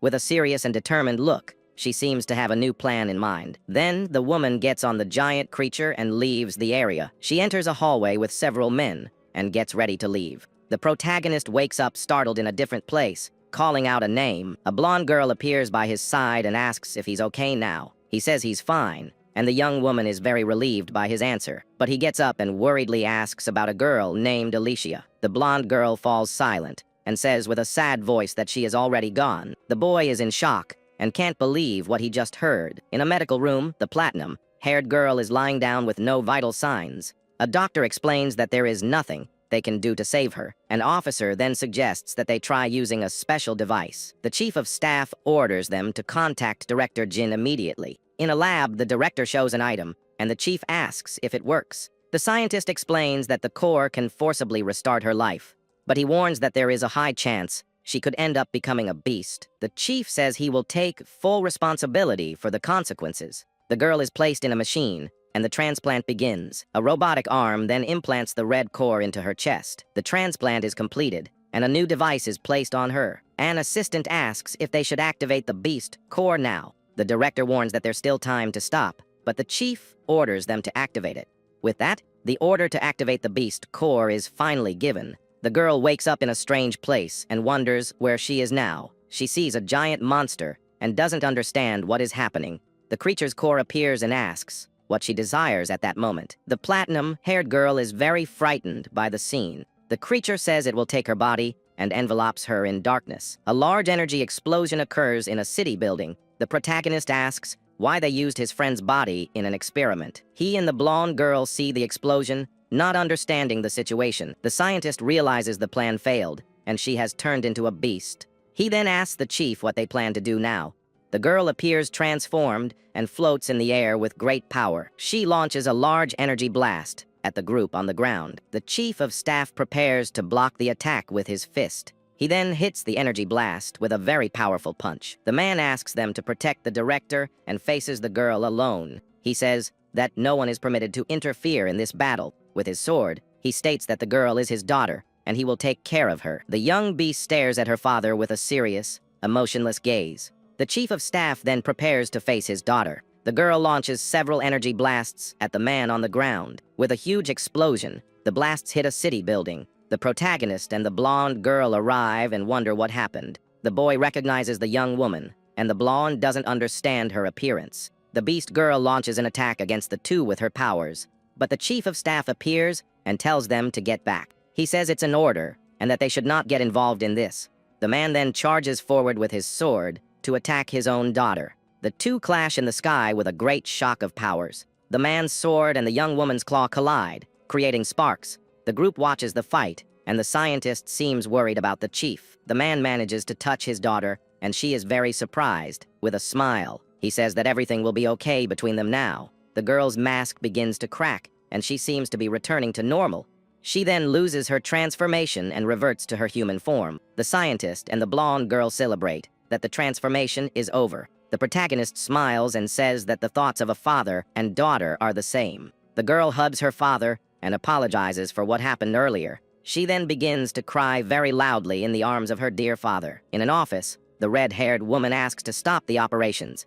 The man says this involves the company's interests, and he can't decide. She threatens him, saying that if her brother gets hurt, the cost will be steep. The woman leaves, and the man calls her spoiled and says she is a weapon. A blue-haired girl is sitting alone on a city bench. The protagonist shows up with a drink and says this doesn't seem like her. She takes the drink and says she was just thinking about her father. The boy asks about him, and she explains her uncle's situation. The young woman says she really wants to help him, but doesn't know how. The protagonist smiles and says he didn't expect her to be so concerned. She gets a little annoyed and asks if that's how he sees her. The boy starts complaining about how she treats him, and the young woman tells him to shut up. He says she is the most relieved person he's ever met and encourages her. With a smile, the girl says she will think about what he said. A week later, a meeting is held at the Special Response Unit. The protagonist and his group arrive, thinking something serious has happened. The chief says the northern lands are full of beast activity. The commander with glasses warns that a beast tide has emerged and the forces have already set up a defense. But he shows on the map that an even more urgent threat has just appeared very close by. Then the leader explains that a calamity class monster broke through the line and started to make a nest. With a serious expression, the man warns that the consequences will be dire if the beast reproduces. The other recruits are in shock to learn they are dealing with a monster of such an absurd level. The commander reveals that the elite squad will take too long, and they need to attack the nest now. He then adjusts his glasses and asks in a very serious tone who has the courage to go on this mission. The entire room falls into absolute silence, and none of the soldiers dare to say anything. Suddenly, a tall soldier stands up with attitude and states loudly that he will do it. But the young protagonist walks right past him and asks the commander to let him handle it. The recruit gets annoyed, wanting tough fights to grow stronger, and the others soon recognize the rookie. Then the soldier tries to stop the boy, warning that the mission is far too dangerous for him to go. However, the military leader cuts the discussion short and calls the protagonist to his office right away. In the room, the commander explains that the boy's friend can no longer lead the main squad. With that, he appoints the boy as the new leader and asks him to return from this mission safely. The boy turns to look at the digital map on the wall when someone suddenly calls his name. The blonde scientist runs in excitedly and asks if she arrived too late. The young man asks not to be called captain because it feels like she's teasing him, and he quickly changes the subject. She raises her robotic arm with pride and announces that this new combat partner is perfect. At that moment, the other two team members arrive in the room, ready to follow their new leader. The recruit in the cap praises his friend's promotion and says he's been training a lot lately. The protagonist smiles and tells them to cut the formalities, asking everyone to get ready. But the blonde girl lowers her head slightly and asks if they aren't going to wait for their albino colleague. With a sad expression, the boy replies that their colleague needs much more time to recover. The entire team leaves the building, walking to the car, when they hear someone complaining about the delay. The protagonist and his friends are very confused and look ahead, trying to understand the situation. The white-haired girl appears, leaning against the military vehicle in a different combat outfit. The whole group breaks into a relieved smile, and the blonde girl celebrates, stating she knew she would be back. The young albino woman announces that she's back on the team and quickly asks the boy for permission to go on the mission. The young leader smiles, very relieved, and comments that she seems to have recovered very well from everything. The recruit offers to drive, but the girl raises her hand, saying she'll take the wheel. Then, the young woman quickly gets into the driver's seat and calls out to her team with an excited smile. The armored military vehicle takes off at high speed through the city streets, heading towards the great danger. During the trip, the boy asks if she's sure about this, and the girl just tells him to focus. With a look full of intense focus, she states that she will never get lost in her thoughts again. Meanwhile, the giant insect, like beast, roars and prepares itself on the rocks of the isolated jungle. At the enemy base, the man in the suit explains the general situation of the area to a very mysterious soldier. He reports that the large beast is creating a nest and has several monsters guarding its eggs. The man in the suit reveals that the beast produces a rare tissue that is vital for the company's secret project. However, he warns that the army soldiers won't make things easy, and his henchman agrees. The red-haired man in the suit explains that the mission is just to steal the item during the chaos without leaving any traces. He then tells the masked man that he trusts him to get the item, and the villain simply accepts the order. Meanwhile, the military team's vehicle arrives in the jungle when the group notices something strange ahead. The albino girl warns that the situation is much worse than expected, and everyone in the car becomes very tense. With a serious expression, the team leader tells everyone to get out of the vehicle so they can proceed on foot. The entire jungle is covered in a very thick fog, filled with the presence of hidden dangerous beasts. The young man tells everyone to walk very carefully and to always keep their allies in their line of sight. As they walk, the boy asks if his blonde colleague can use her powers to blow away all this fog. But she says it's impossible, and suddenly the leader raises his hand, telling everyone to stop. The albino girl notices a danger coming from above and the leader warns his team to retreat as quickly as possible. A gigantic energy beam hits the ground with great force, creating enormous destruction in their path. The group manages to dodge in time, and the boy says the fog is too thick for him to find the target now. At that moment, a very large green insect-like beast appears in front of the entire team. As the beast emerges, the fog dissipates a little, and the albino girl readies her weapon, saying they've become prey. The protagonist notices that the monster is past level 4 and realizes it's a Colossus-class beast. The terrifying creature roars, showing its sharp teeth, and prepares to devour the humans in front of it. Without wasting time, the leader transforms his arm and tells the group to use their maximum power to destroy the monster. Meanwhile, in another area of the forest, a huge stone structure rises, emitting reddish smoke. Near the large nest, another gigantic Colossus-class insect monster appears in front of some henchmen. A very strong man with marks on his body appears, saying he will use the beast to show his loyalty to the boss. But the masked villain in the overcoat tells his henchmen to stop attacking when he notices another threat in the area. A dark, winged beast appears on the rock,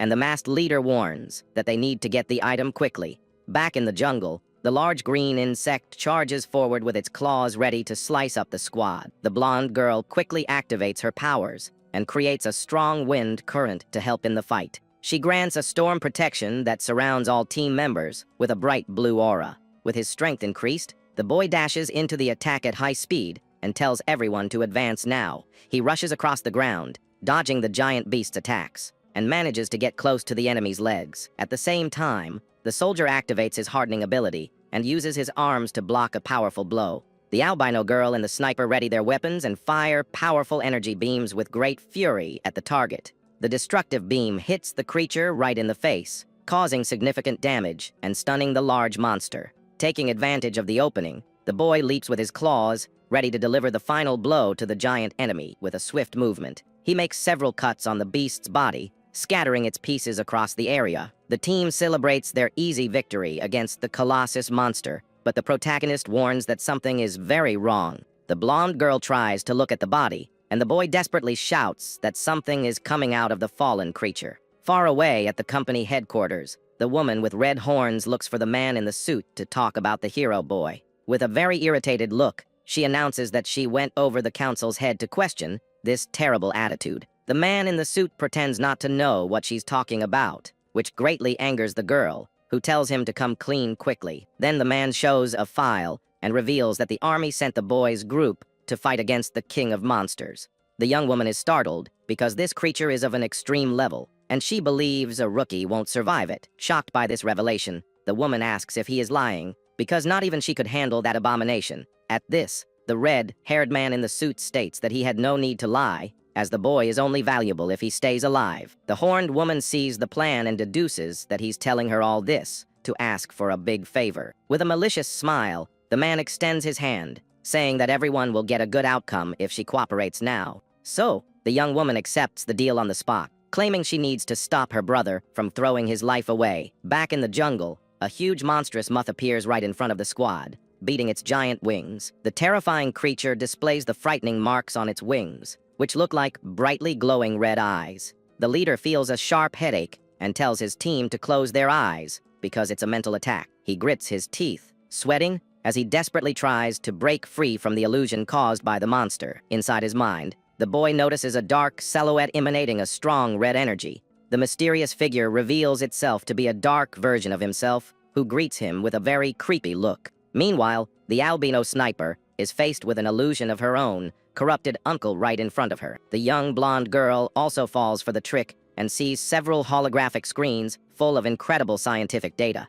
Completely hypnotized, the scientist runs towards the holograms, wanting to analyze everything right away. But in the real world, all the team members remain frozen like statues under the creature's spell. However, the big guy in armor starts to sweat profusely and finally manages to break the imposed mental control. He wakes up with a massive headache and soon realizes that his cap-wearing colleague has also broken free. The soldier shakes his leader, trying to wake him up, while the giant moth prepares another deadly attack. Seeing the beast approaching, the two boys deduce that the others aren't waking up because they have complicated minds. The sniper in the cap explains that stronger and more obsessed people suffer much more damage from these tricks. The giant monster lets out a roar, and the big guy tells his friend to call for backup. while he buys some time. At that, the terrifying flying creature fires several purple spheres of pure energy toward the brave recruit. The explosive spheres hit the ground around the sleeping soldiers, creating a large impact in the area. Without a second thought, the armored soldier pulls his unconscious commander, saving him from an explosion. The sniper tries to shoot down the attacks, but notes that they won't last long if their friends don't wake up soon. Inside his mind, the young man's dark side takes the form of a demonic face, claiming to be his real version. With brutal fury, the evil copy lunges forward, delivering a red slashing blow towards the boy. The illusory villain then uses a dark ability and surprisingly enters the protagonist's body directly. The possession causes intense pain, and the boy grits his teeth, trying to fight against this overwhelming force. The evil being surrounds the young man, telling him to accept the power to finally find his old friend. But the rookie commander refuses the offer and lands a powerful punch, sending his own copy flying. The monster easily dodges the blows, warning that it knows every move the boy tries to use. With great anger, the true hero shouts with all his might that he will never become this evil thing. He then leaps high and prepares his lethal claws to attack the cursed illusion from above. The young man delivers a deep red slash, but the dark copy quickly prepares its counterattack. The entity strikes the boy relentlessly, calling him crazy, while the boy focuses on saving his partner. Completely ignoring the pain and injuries, the brave leader lands a devastating blow on the dark illusion. The impact is so strong that the dark entity begins to completely fall apart, shocked by its defeat. In the other mind, the albino sniper finds herself exhausted and injured, listening to taunts from the illusion of her uncle. She wipes the corner of her mouth, admitting that the fake enemy is incredibly strong and capable of causing despair. However, the young woman activates her purple aura, her eyes glowing, and warns that she feels great anger in addition to fear now. The albino girl fires her energy, warning that he is not the kind uncle she remembered, but a traitor. At this, she affirms that one day she will be stronger than him and will bring him back with her own hands. The two young people meet in the mental space, and the sniper explains that they need a double shock. Then the leader and the sniper prepare their strongest attacks and strike the illusory space with all their might. In the real world, the commander regains consciousness, a bit dizzy, noticing he needs to wake his allies. Suddenly, a strong blue energy appears, and someone announces that the wind vortex domain is ready. The boy realizes it's his blonde colleague, acting from the outside, and quickly breaks the mental barrier with a powerful punch. With the barrier completely destroyed, the two warriors finally manage to escape that trap. In the real world, a powerful tornado of wind hits the giant moth, sending the monster flying far away. The blonde girl breathes a sigh of relief for waking up in time, while the leader praises her for a job well done. The young man warns that the wings are the problem and asks the sniper to aim well at them to nullify its power. With a focused look, the albino girl tells him to leave it to her and starts charging her weapon with purple energy. She observes the target through her weapon's scope, noticing the monster trying to flee in vain, and then locks her aim. At that, the blonde girl clenches her fist tightly and unleashes the full power of her wind domain against the enemy. A giant purple laser beam cuts through the skies, hitting the moth head on and causing great destruction. After the intense battle ends, the team's large armored vehicle finally stops in the forest. Inside the car, the leader sits exhausted, emanating a red aura, while the blonde girl comments on the creature. The albino girl worries about her friend's aura, but the recruit asserts that he will get even stronger soon. The man in armor smiles, very excited, stating that he feels much safer with this new strength. Suddenly, the protagonist opens his eyes and tells them to stop the car because he sensed some presences up ahead. The blonde girl gets scared, thinking they are monsters, but the young leader seriously reveals that they are humans. At that moment, a muscular man with marks on his body jumps from the trees and lands right in front of the car. The brute lands with such force that he creates a large crater in the ground, kicking up dust. With his red eyes glowing, the angry man yells that this road is closed to the army. The team gets out of the vehicle, surprised that he is a conscious mutant, and the leader asks who he is. The villain introduces himself, revealing he works for a mysterious lord, and then charges forward to attack. With incredible speed, the giant man prepares a very powerful punch aimed directly at the young man. But the hero easily dodges the blow, which hits the ground, causing an explosion and angering the villain. The protagonist lands softly on the ground without retreating a single millimeter before the gigantic enemy. The brute wastes no time and tries another fatal punch, while the blonde girl tells her leader to be careful. To everyone's surprise, the young man raises just one hand and catches the devastating punch without the slightest effort. Smiling, the boy praises his opponent's strength but warns that's all he has, leaving the brute in shock. Next, the commander delivers a very fast kick to the enemy's stomach, sending him flying far away. At that, the boy activates his dark ability, transforming into a pool of darkness in the middle of the woods. He quickly reappears in front of the villain and lands a powerful uppercut,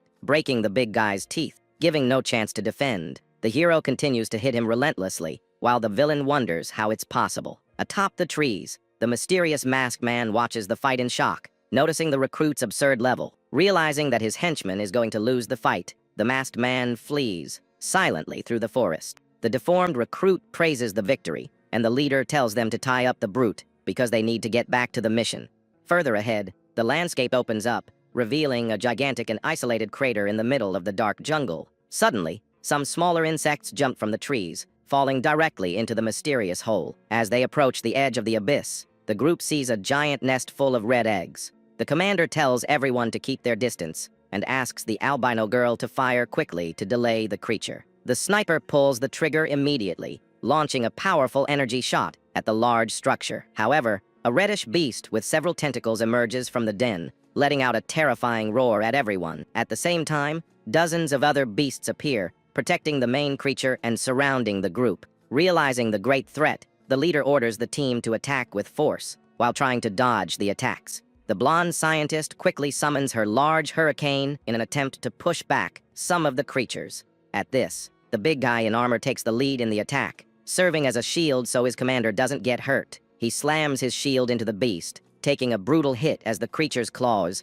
tear through his protection. Without wasting time, the boy summons his destructive energy, preparing a beautiful strike to hit the target. The attack hits the creature with extreme precision, creating a shockwave that shakes the surrounding forest. 2 hours later, the team continues to fight bravely, but the number of monsters keeps increasing. The albino girl keeps firing non-stop, warning that she doesn't know how much longer they can hold them off. Suddenly, the rocks on the ground begin to vibrate as the red beast tries to break free from underground. Then the gigantic mother beast of the nest frees herself, full of rage, roaring fiercely at the young invaders. Seeing the size of the challenge, the sniper decides to handle the threat by firing a shower of beams across the sky. The commander is speechless seeing all that power, but soon realizes something is wrong. At that moment, a veteran soldier appears levitating with an incredible aura, completely startling the group of heroes. The young blonde girl uses her hurricane, combining forces with the thunderous energy of the newly arrived warrior.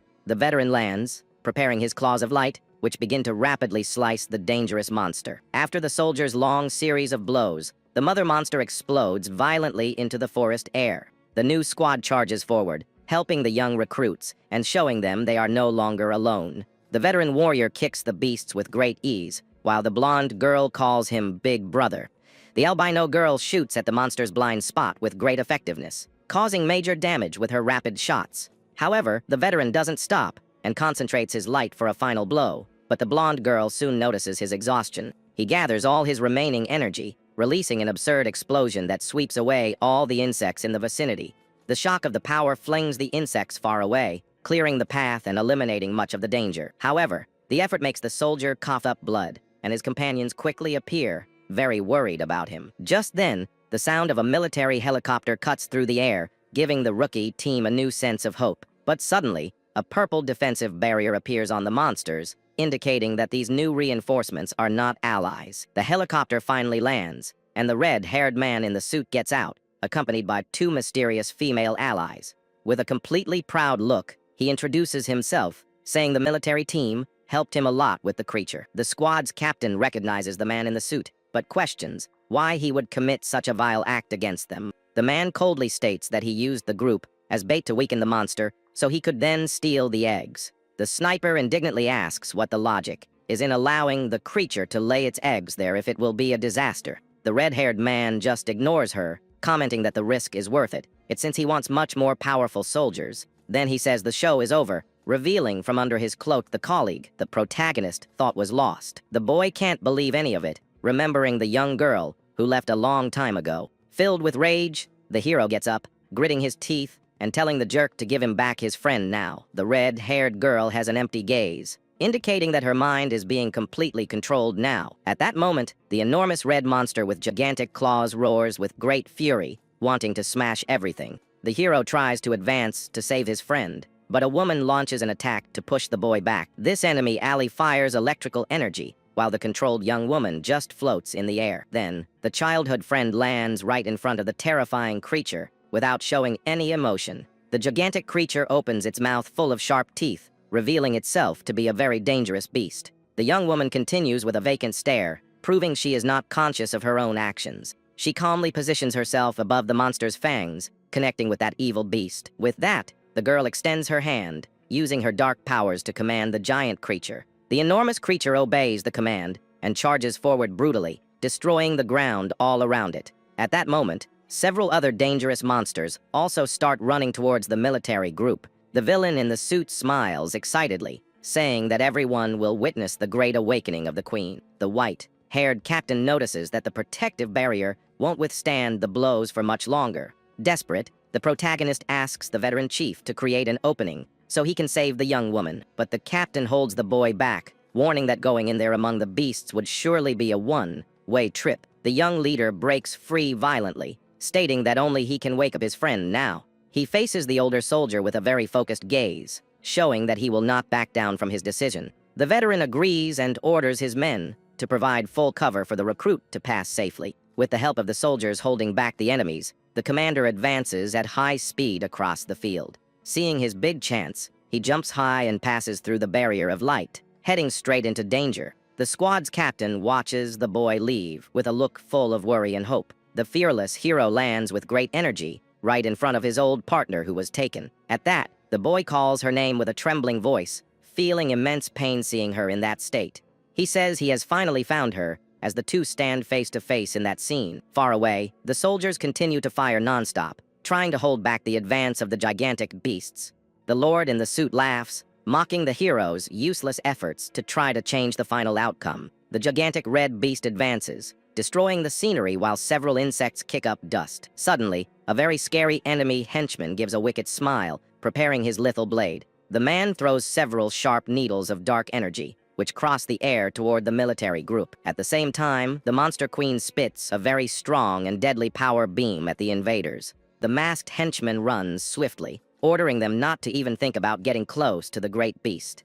In addition, the other female villain begins to glow intensely, releasing a very blinding energy aura. The intense glow generates a magical explosion that pushes the tactical squad back with overwhelming force. However, the brave white-haired leader manages to fight back, shooting beams of energy at the villains. She activates her own aura, ordering the enemies to stop their attacks immediately. The warrior gathers all her purple electrical power, showing that she won't go down without a good fight. With a swift movement, she fires her beams, hitting the henchman squarely and leaving him in shock. The woman swears with great anger that she will not allow these guys to affect the protagonist's plan. The rest of the team also uses their powers, launching combined attacks against the other beasts. Then the captain and the blonde girl unite their abilities, firing a double beam at the enemy woman. The giant red monster attacks the protagonist with its swift claw, causing a huge impact. The beast opens its giant mouth while the young woman remains standing on top, facing our hero. Suddenly, the girl clutches her head, screaming in pain as she sinks into a pool of dark energy. Seeing the scene, the boy is surprised, noticing that the mental control over his friend is weakening. The redhead tries to fight against the possession and tells the boy to run, but then says she needs to devour him. With his heart racing, the young recruit wonders what he should do to save his old friend. Then he looks up and realizes that the giant beast's core is the key to this terrible fusion. Full of determination, the boy charges forward, stating that he needs to sever the connection at all costs. The albino captain screams desperately, telling the recruit to stop, because jumping into the beast would be throwing his life away. But the fearless hero ignores the warnings and prepares a punch charged with his strong red energy. He lands a devastating blow right on the creature's chest, causing an explosion of blinding light. The force of the attack is so absurd that the rocky core begins to crack, releasing a lot of pure energy. The monster lets out an immense roar of pain as the impact of the punch illuminates everything around the field. With great strength, the warrior uses his own hands to open the glowing rift in the creature's chest. Without hesitating for a second, the young man plunges his arms directly into the target's center of power. The boy yells with all his rage and manages to rip the glowing sphere from within the cursed beast. At that exact moment, the connection is broken, and the young girl lets out a loud scream, feeling the strong shock. The masked henchman is in shock, noticing that the crazy young man is absorbing all the beast's power. Furious about the theft of its core, the colossal beast lunges forward to swallow our hero in one gulp. Bleeding and with his eyes glowing, the protagonist yells for the creature to disappear, showing great courage. The giant monster begins to fall apart into pieces, while the redhead plummets, crying and very scared. Seeing the girl fall, the leader quickly propels his legs with dark energy and leaps high. He crosses the sky at high speed, extending his hand to try to reach his old companion. The boy finally reaches the young woman, promising that he will never let anyone hurt her again. Crying with emotion, the girl affectionately touches the hero's face, asking if it's really him. Even though he's covered in injuries and bleeding a lot, the brave warrior gives his friend a gentle smile. On the ground, the albino sniper cries with relief at the scene, while the insects flee in desperation. The villain in the suit swallows hard, completely shocked to see that the boy really did ruin his plan. However, the effort of the battle was too great, and our protagonist begins to show exhaustion. The young hero slowly closes his eyes, feeling the weight of all that power invade his body. He ends up losing consciousness and falls backward, while his friend screams his name in despair. The redhead manages to catch the boy in time, but a menacing black aura begins to circle her body. With a furious and demonic gaze, she faces the villains, blaming them all for hurting her friend. Driven by pure rage, the girl charges at an insane speed toward the great scoundrels. She creates several purple energy spheres, warning that she won't let any of those guys escape alive. Next, the powerful warrior fires an absurd barrage of blows,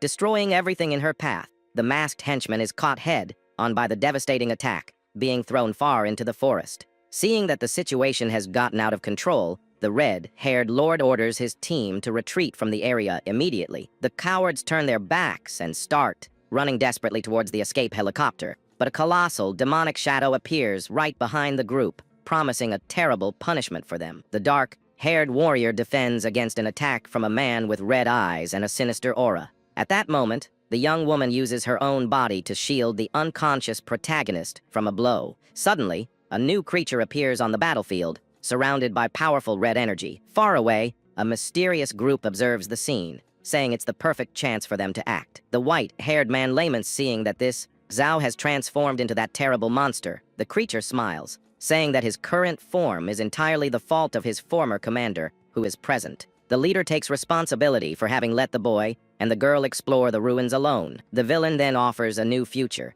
inviting the veteran to join his dark faction. However, the purple-haired young woman yells for her uncle not to let the red mist control his mind. The monster says it will clear the obstacles first, so the soldier can think better about his proposal. With that, the enemy summons an army of S-rank skeletons to attack the group of heroes. The commander tells the redhead that to save her brother, they need to attack together with full force. Meanwhile, the two girls take the unconscious protagonist to a safer place far away. Seeing his chance, the demonic creature charges at high speed towards the squad leader, but the commander reacts in time, creating a strong blue energy barrier to defend himself from the blow. The red-haired girl also joins the fight, preparing several purple power spheres to attack the enemy.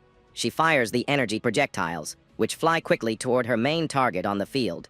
The demonic being dodges all the attacks with agility, spinning in the air like a true acrobat. Next, the villain uses his power to summon several gigantic beasts and insects for the battle. He manipulates the creatures with his dark aura, ordering them all to attack the heroes at once. The purple-haired girl becomes desperate, not knowing what to do to wake up the unconscious young man.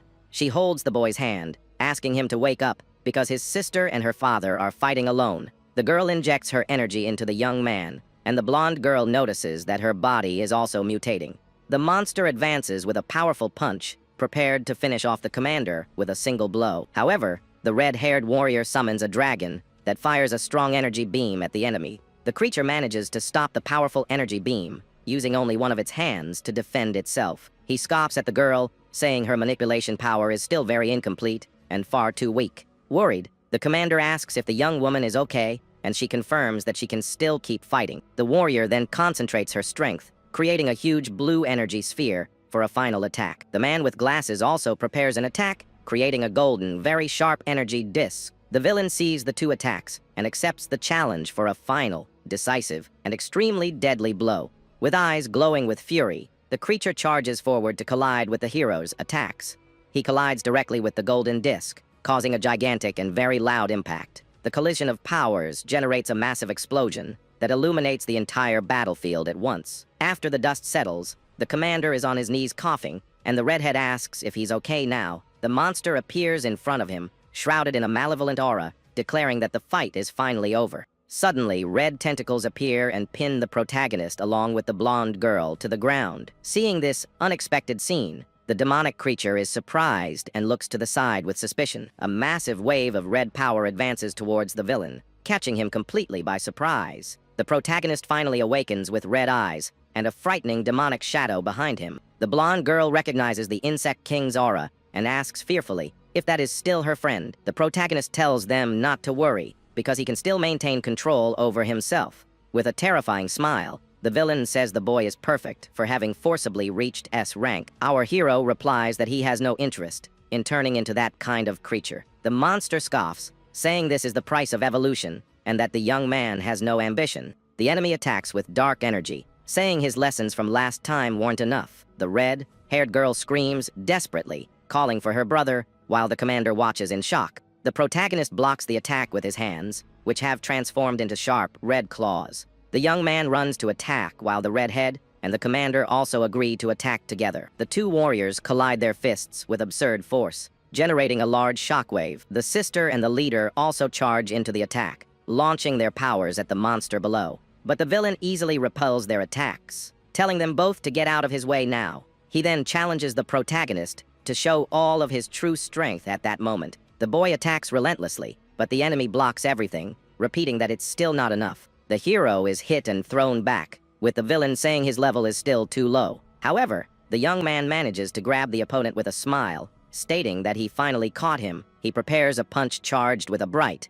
and very powerful red energy in his hand. The hero lands a devastating blow, shouting that this punch is for his friend who was hurt. The force of the attack is so great that it launches the enemy far away with a trail of red energy. Lying on the ground, the monster coughs but says it wasn't bad, and that this is the kind of power he wanted. The villain says he has used a lot of power and will let the boy go, but that one day he will submit. Suddenly, a very strange, multicolored energy explodes around the great villain's body. He is shocked to feel purple lightning coursing through his entire body uncontrollably. The purple-haired girl apologizes to her uncle, saying she can't let him escape this time. Seizing the opening, the protagonist concentrates his energy, creating a spinning red sphere. The sphere becomes gigantic, and he remembers that this power once scared him, but also made him obsessed. He prepares to launch the blow, saying that since the enemy wants that power so much, then the large energy sphere flies quickly towards the monster, who is immobilized. With a furious shout, our hero tells the villain to take all that power at once. The monster screams desperately, trying to hold the enormous energy sphere with its own hands. This causes a gigantic explosion of light that illuminates the entire forest around them. After the smoke clears, the villain returns to his human form, all battered and very exhausted. The commander supports the man, who apologizes for causing so much trouble for the group. The purple-haired girl cries with relief, while the blonde asks if it's all finally over. The commander then announces that the mission was a success, and the entire squad celebrates the victory. After some time, the instructor comments that the B-rank soldiers have improved a lot in training. The boy replies that he is taking medicine from the Insect King's crystal, and that his condition has improved. The instructor says the enemy group confessed, and the young man takes the opportunity to ask if there will be a bonus. The boy says goodbye, saying his sister is waiting for him at home, and the instructor tells him to go and enjoy himself. Arriving home, the hero tells his sister that he's back, and that they also have a visitor. The hero is surprised to see the purple-haired girl at his house and complains that she only came to eat. The young woman complains that her father wouldn't let her visit her uncle, so she decided to eat somewhere else. Sitting at the table, the boy asks how her work is going, and she suspects he's changing the subject. The boy realizes that the gossipy blonde girl told his friend everything and gets very annoyed. Then the three of them have dinner together in a very cheerful atmosphere, chatting and laughing a lot. When it's time to leave, the young man's sister asks her friend to stay a little longer, but she has to go back. His sister then suggests that he walk her home, because it's very dangerous to walk at night. The boy is indignant, saying that she is strong, but his sister pushes him outside anyway. Walking down the street, the young woman thanks him for helping to bring her uncle back safely. She then asks if the boy thinks her uncle will wake up, and he answers that he definitely will. With a smile, the hero tells her to be calm and patient, because everything will turn out fine in the end. Suddenly, The girl stops, and the boy asks what happened as a shooting star crosses the sky. Excited, the young woman points to the star, and the boy takes out his communicator to tell his sister. His sister gets annoyed that he is sending a message instead of enjoying the moment with the girl.